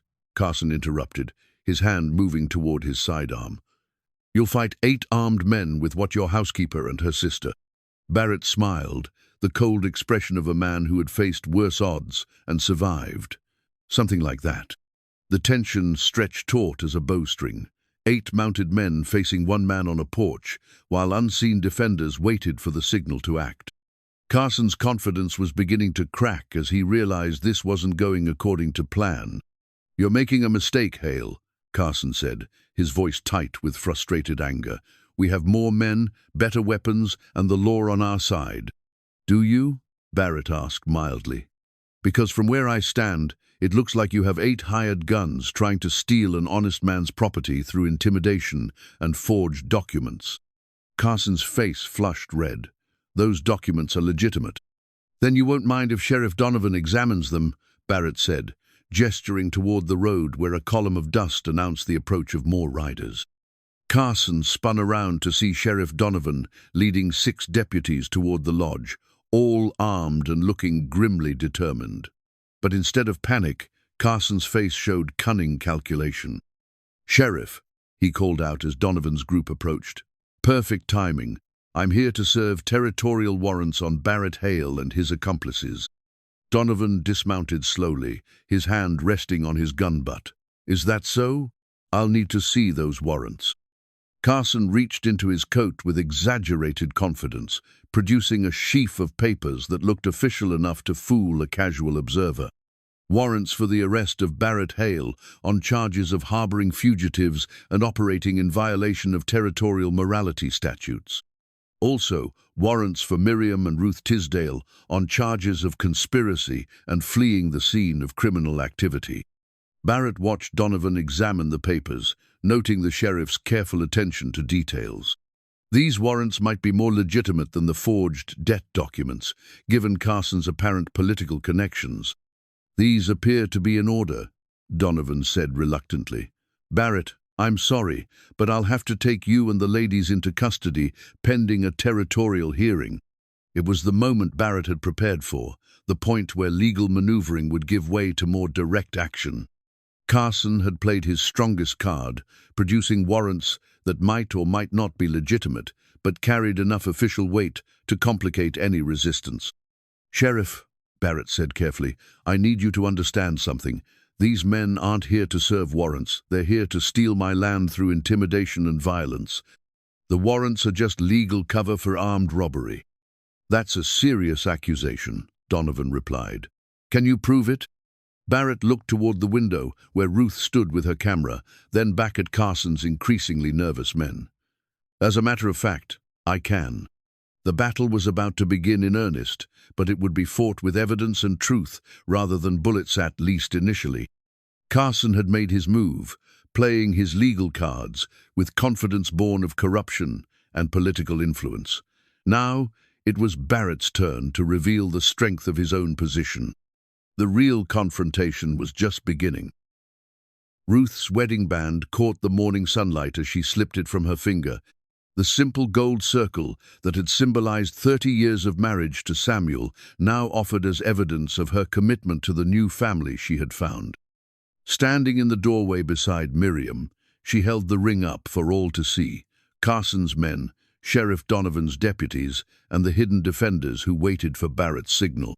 "Sheriff Donovan," Ruth called out, her voice carrying clearly across the yard, "before you serve those warrants, there's something you need to know about the men who provided them." Carson's face darkened with anger. "The territorial warrants speak for themselves. These women are fugitives from... These women are widows whose husbands were murdered." Barrett interrupted, his voice cutting through Carson's bluster like a blade. "Murdered by the same companies that are now trying to steal my ranch through forged documents and fabricated charges." Ruth stepped forward, her wedding ring glinting in her palm. "This ring belonged to Samuel Tisdale, my husband of 30 years. He died in the Sweetwater mine collapse 6 weeks ago, an accident that killed 17 men who had filed formal complaints about safety violations." She opened her other hand to reveal a folded document. "This is Samuel's last letter to the territorial mining inspector, warning that men would die if conditions weren't improved. The inspector's response was to recommend Samuel for transfer to a remote operation where accidents were more easily covered up." Donovan looked from Ruth to Carson, his weathered face showing the careful attention of a man trying to navigate between competing claims. "Ma'am, that's a serious allegation. Do you have proof?" "We have 30 years' worth of proof," Miriam said, emerging from the house with a leather satchel that Barrett recognized as the one that had held Ruth's sheet music. "Safety reports, witness statements, correspondence with territorial officials, all documenting a pattern of deliberate negligence that amounts to murder." Carson's men shifted nervously in their saddles, clearly uncomfortable with the direction the confrontation was taking. This was supposed to be a simple seizure of disputed property, not an exposition of corporate crimes that reached into the territorial government itself. "Sheriff," Carson said urgently, "these people are trying to distract from their own criminal activity. The warrants are legitimate, signed by proper territorial authority." "Whose authority?" Barrett asked pointedly. "Who signed those warrants, Carson?" Carson hesitated for just a moment, long enough to reveal that he wasn't entirely confident in his answer. "Territorial Judge Hamilton Morrison, acting under emergency powers granted by the governor." Barrett felt a cold smile spread across his face. "Hamilton Morrison? Tom Morrison's brother?" "What's your point?" Carson demanded. "My point is that Tom Morrison is my lawyer, and his brother would never sign warrants against me without at least courtesy of notification." Barrett gestured toward the approaching dust cloud that had appeared on the southern horizon. "In fact, I believe that's Tom riding this way now, probably wondering why his brother's signature is on documents he never saw." The approaching riders resolved into Tom Morrison, leading a small group that included a man Barrett didn't recognize, but whose bearing suggested official authority. Carson's confidence was beginning to crack as he realized his carefully planned legal ambush was falling apart. "Sheriff," the stranger called out as the new group arrived, "I'm Deputy Territorial Marshal James Crawford. I'm here to investigate reports of fraudulent legal documents and unauthorized use of territorial authority." Carson's face went white. "Marshal, there's been some misunderstanding." "Has there?" Crawford dismounted with the deliberate movements of a man accustomed to dangerous situations. "Because I have reports that someone has been forging territorial warrants and using them to intimidate honest citizens." Ruth stepped forward again, her wedding ring still gleaming in her palm. "Marshal Crawford, I offer this ring as bond for my truthfulness. Everything I'm about to tell you can be verified through territorial records." She began to speak, her voice clear and steady as she laid out the conspiracy that had destroyed her first life and now threatened her second.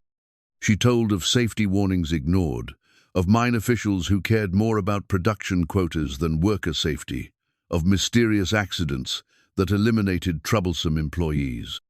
Most damning of all, she produced Samuel's meticulous records, documenting connections between the Territorial Development Corporation and a web of corruption that reached deep into the territorial government. Carson tried to interrupt several times, but Marshal Crawford silenced him with a look that promised serious consequences for any interference. As Ruth's testimony continued, supported by documents that Miriam produced with the efficiency of a court clerk, the true scope of the conspiracy became clear.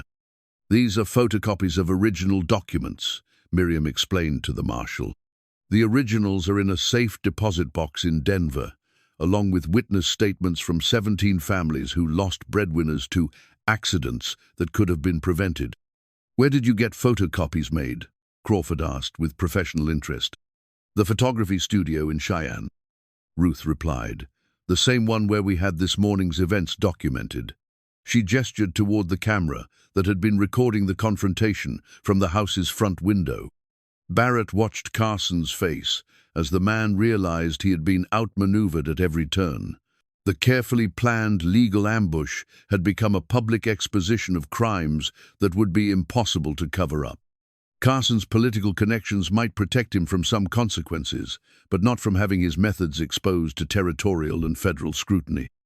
"Marshal," Carson said desperately, "whatever these people claim about past events, the immediate issue is the seizure warrants for this property.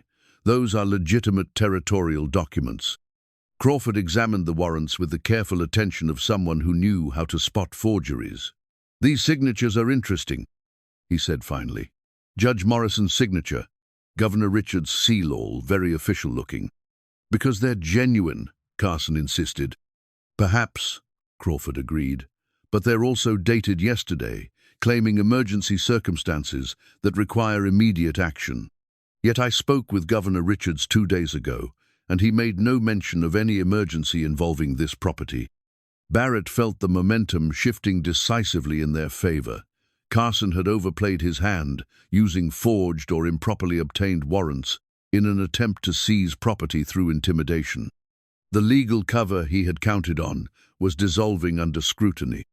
"Sheriff Donovan," Crawford continued, "I'm placing Edmund Carson and his associates under territorial custody pending investigation of these allegations. The warrants they've presented appear to be fraudulent." Carson's men looked to their leader for guidance, hands drifting toward weapons as they realized their carefully planned operation was collapsing. This was the moment Barrett had prepared, for when legal maneuvering would give way to violence as desperate men made desperate choices. "Nobody needs to get hurt here," Barrett called out, his voice carrying the authority of command. "You men are hired guns, not conspirators. Drop your weapons and ride away, and there's no reason for anyone to pursue you." For a moment, the outcome hung in balance as 8 armed men considered their options. Then Carson made the choice that sealed his fate. "Kill them all," he snarled, drawing his pistol with the desperation of a man who knew he was trapped.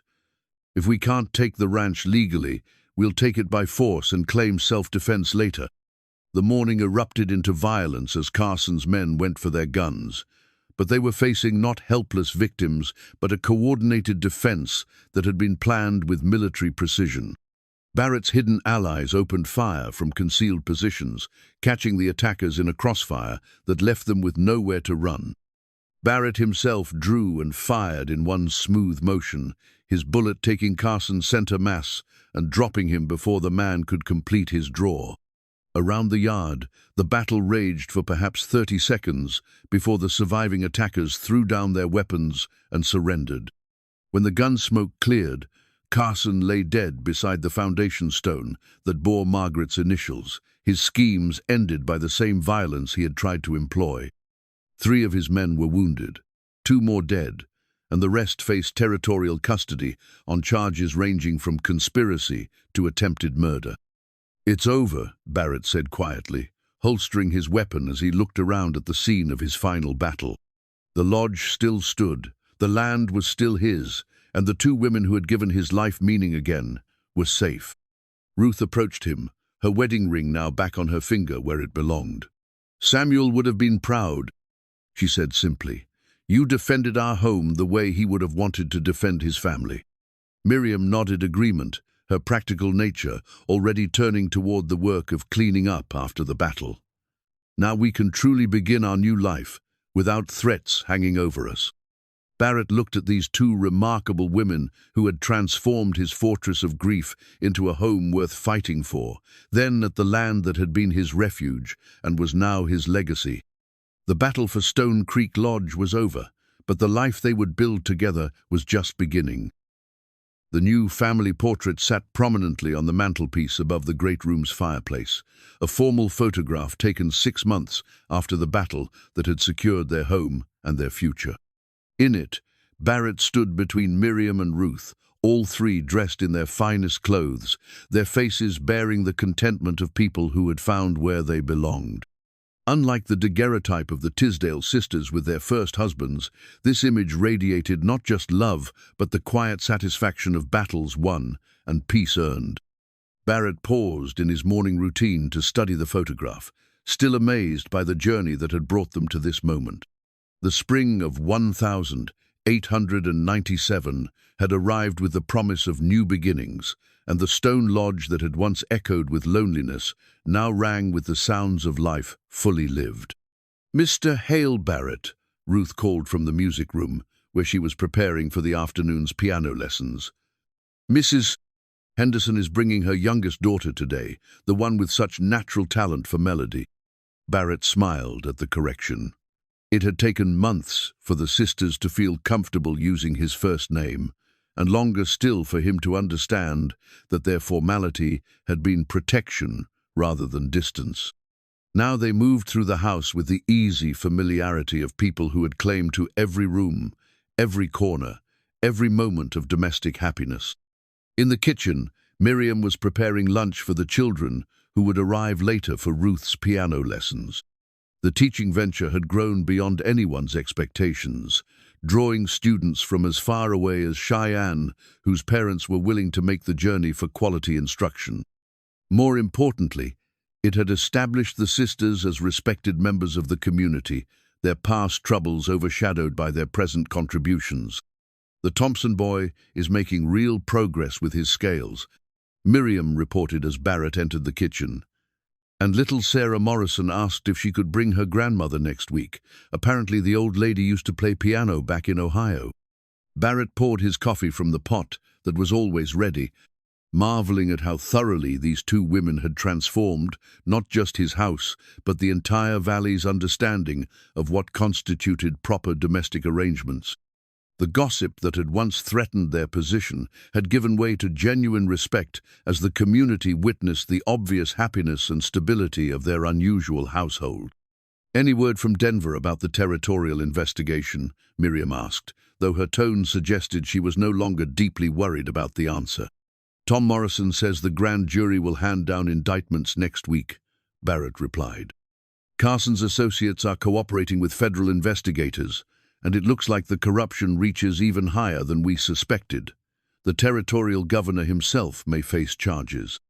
The investigation that had grown out of their confrontation with Carson had exposed a web of corruption involving mining companies, territorial officials, and federal land agents. Barrett's ranch had been just one target in a larger scheme to consolidate water rights and valuable property under the control of a few powerful interests. The evidence that Ruth and Miriam had preserved from the mining camp had proved crucial in unraveling the conspiracy. "Justice is a slow creature," Miriam observed, "but it seems to arrive eventually." Barrett nodded, thinking about the changes that justice had brought to their lives. The Territorial Development Corporation had been dissolved, its assets seized to compensate the families of miners killed in preventable accidents. Carson's surviving associates faced long prison sentences, and several territorial officials had resigned in disgrace. Most importantly, the legal cloud over Barrett's property had been permanently lifted, his title to the land confirmed beyond any future challenge. The sound of approaching horses interrupted his thoughts, not the threatening drum of armed riders, but the cheerful clatter of families arriving for the afternoon's activities. Ruth's piano lessons had evolved into social gatherings that brought the scattered ranch families together, creating a sense of community that the isolated valley had never known before. "Barrett," Ruth called from the front porch, "the Hendersons are here, and they've brought news from town." Barrett joined her on the porch, where Bill Henderson was helping his wife and daughters down from their wagon. The rancher's face bore the satisfaction of a man delivering welcome news. "Barrett, Ruth," Henderson called out, "thought you'd want to hear the territorial legislature passed the new Mining Safety Act yesterday. Every company operating in Wyoming Territory will have to meet federal safety standards or face immediate shutdown." It was a victory that Jacob and Samuel Tisdale would never see, but their widows would. The evidence they had preserved at such personal cost had not only protected their new home, but had also ensured that other families wouldn't face the same dangers that had claimed their first husbands. "Samuel would have been so pleased," Ruth said quietly, her eyes bright with tears of satisfaction rather than sorrow. "He always said someone needed to speak for the men who couldn't speak for themselves."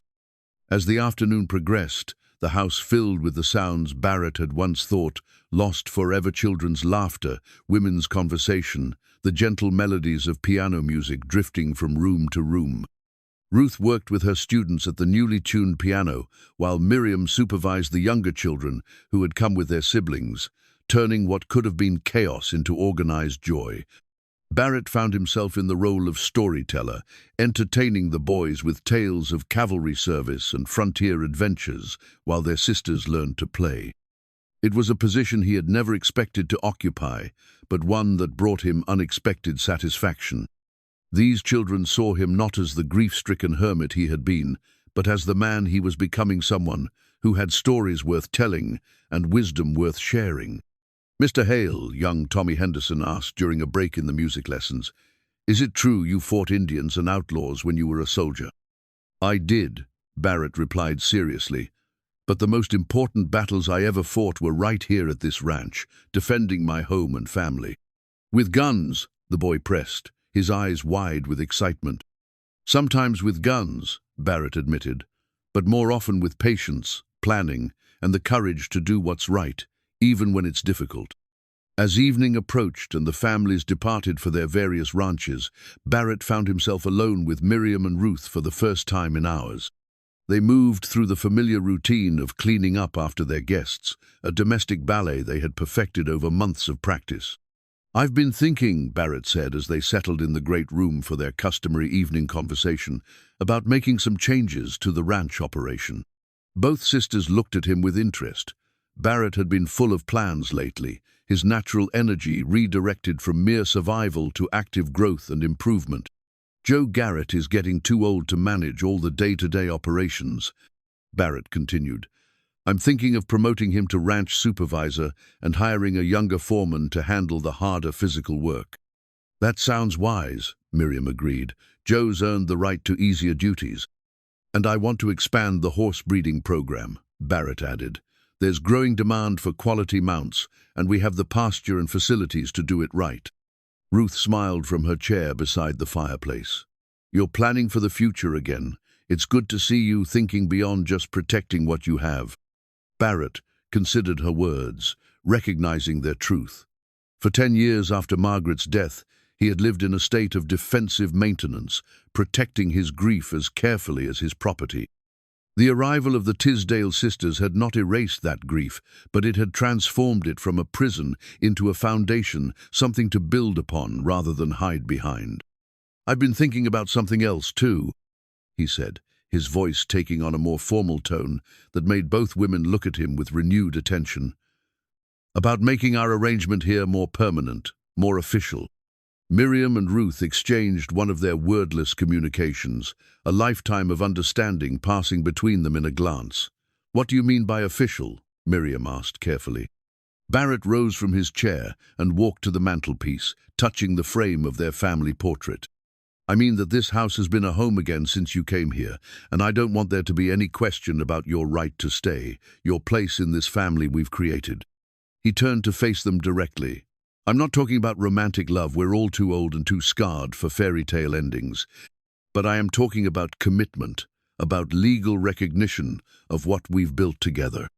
Ruth's eyes widened with understanding. "You're proposing marriage." "I'm proposing family," Barrett corrected gently. "Marriage to one of you, legal adoption of the other as my sister-in-law, and formal recognition that you both have permanent claim to this place as your home." The sisters looked at each other again, then back at Barrett. "That's very generous," Miriam said slowly. "But it wouldn't be fair to Margaret's memory, or to our first husbands." Barrett shook his head gently. "Margaret would approve, and I think Jacob and Samuel would too. This isn't about replacing what we had, it's about honoring it by refusing to let grief stop us from caring for each other." Ruth rose from her chair and joined him by the mantelpiece, studying the photograph that captured their unlikely family. "You're talking about a marriage of convenience, of mutual protection and companionship." "I'm talking about a marriage of choice," Barrett replied. "We've chosen each other as family. Why not make it legal so that no one can ever question your right to be here?" Miriam joined them by the fireplace, her practical mind already working through the implications. "It would solve the property question permanently, and it would give us legal standing to continue the work we've started here. The piano lessons, the community gatherings, all of it." Barrett agreed. This house was meant to be filled with life and music and laughter. Margaret knew that, and she would want it to continue. They stood together in comfortable silence, three people who had found in each other what they needed to heal from their various wounds. Outside, the Wyoming wind sang through the valley that had become their shared sanctuary, carrying the promise of seasons yet to come. "Which of us?" Ruth asked finally, the practical question that needed addressing. Barrett smiled at her directness. "That's for you to decide between yourselves. The arrangement matters more than the specific details." The sisters conferred in their wordless way, a conversation conducted entirely through glances and subtle expressions. Finally, Miriam spoke. "Ruth should be your wife," she said firmly. "Music brought healing to this house, and she's the one who made that possible. I'll be honored to be your sister-in-law and Ruth's co-manager of the household." Ruth looked surprised. "Miriam, are you certain? You're the elder." "By 20 minutes. Miriam interrupted with a rare smile. "And you're the one who played Margaret's piano when no one else could bear to touch it. That took courage I'm not sure I possessed." Barrett felt a warmth spread through his chest as he watched these two remarkable women sort out the details of their shared future with the same practical consideration they brought to everything else. This was not passion, but something perhaps more valuable, a deliberate choice to build something good together.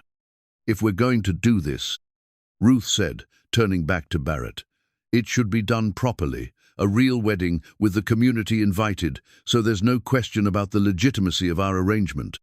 "The church?" Barrett asked. "The great room," Miriam suggested. "This house has been the center of our healing. It should be the center of our celebration too." Over the following weeks, their unconventional wedding plans took shape with the same careful attention to detail that had characterized everything else they built together. The ceremony would be simple but dignified, conducted by the circuit preacher who visited Bear Creek monthly. The guest list would include their rancher friends, Ruth's piano students and their families, even Sheriff Donovan and his wife. The most important guests, however, would be the memories they carried Margaret's presence in the music that would accompany the ceremony.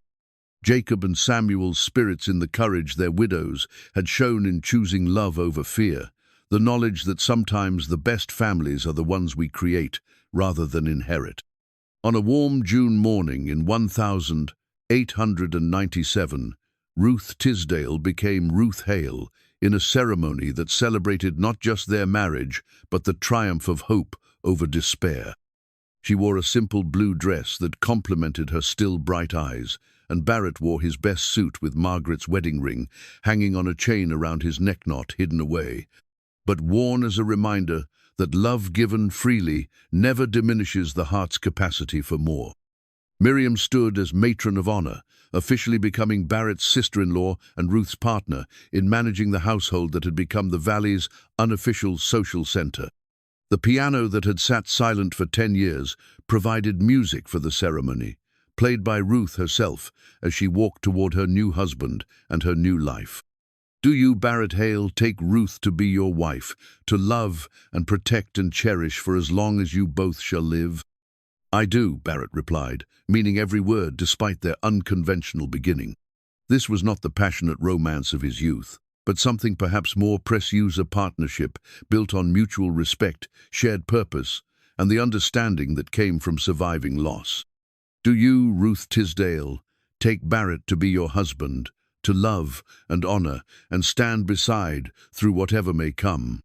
"I do," Ruth said, her voice clear and sure. She was choosing not just a husband but a future, not just security, but the chance to build something beautiful from the ashes of tragedy. As they exchanged rings, new bands that would not replace their first marriages, but add to them, Barrett looked out at the assembled guests and realized that his fortress of solitude had truly become a home. The great room that had echoed with loneliness for a decade now rang with celebration, and the future stretched ahead bright with possibility. The formal photograph taken that day would join the others on the mantelpiece, but it would not be the last.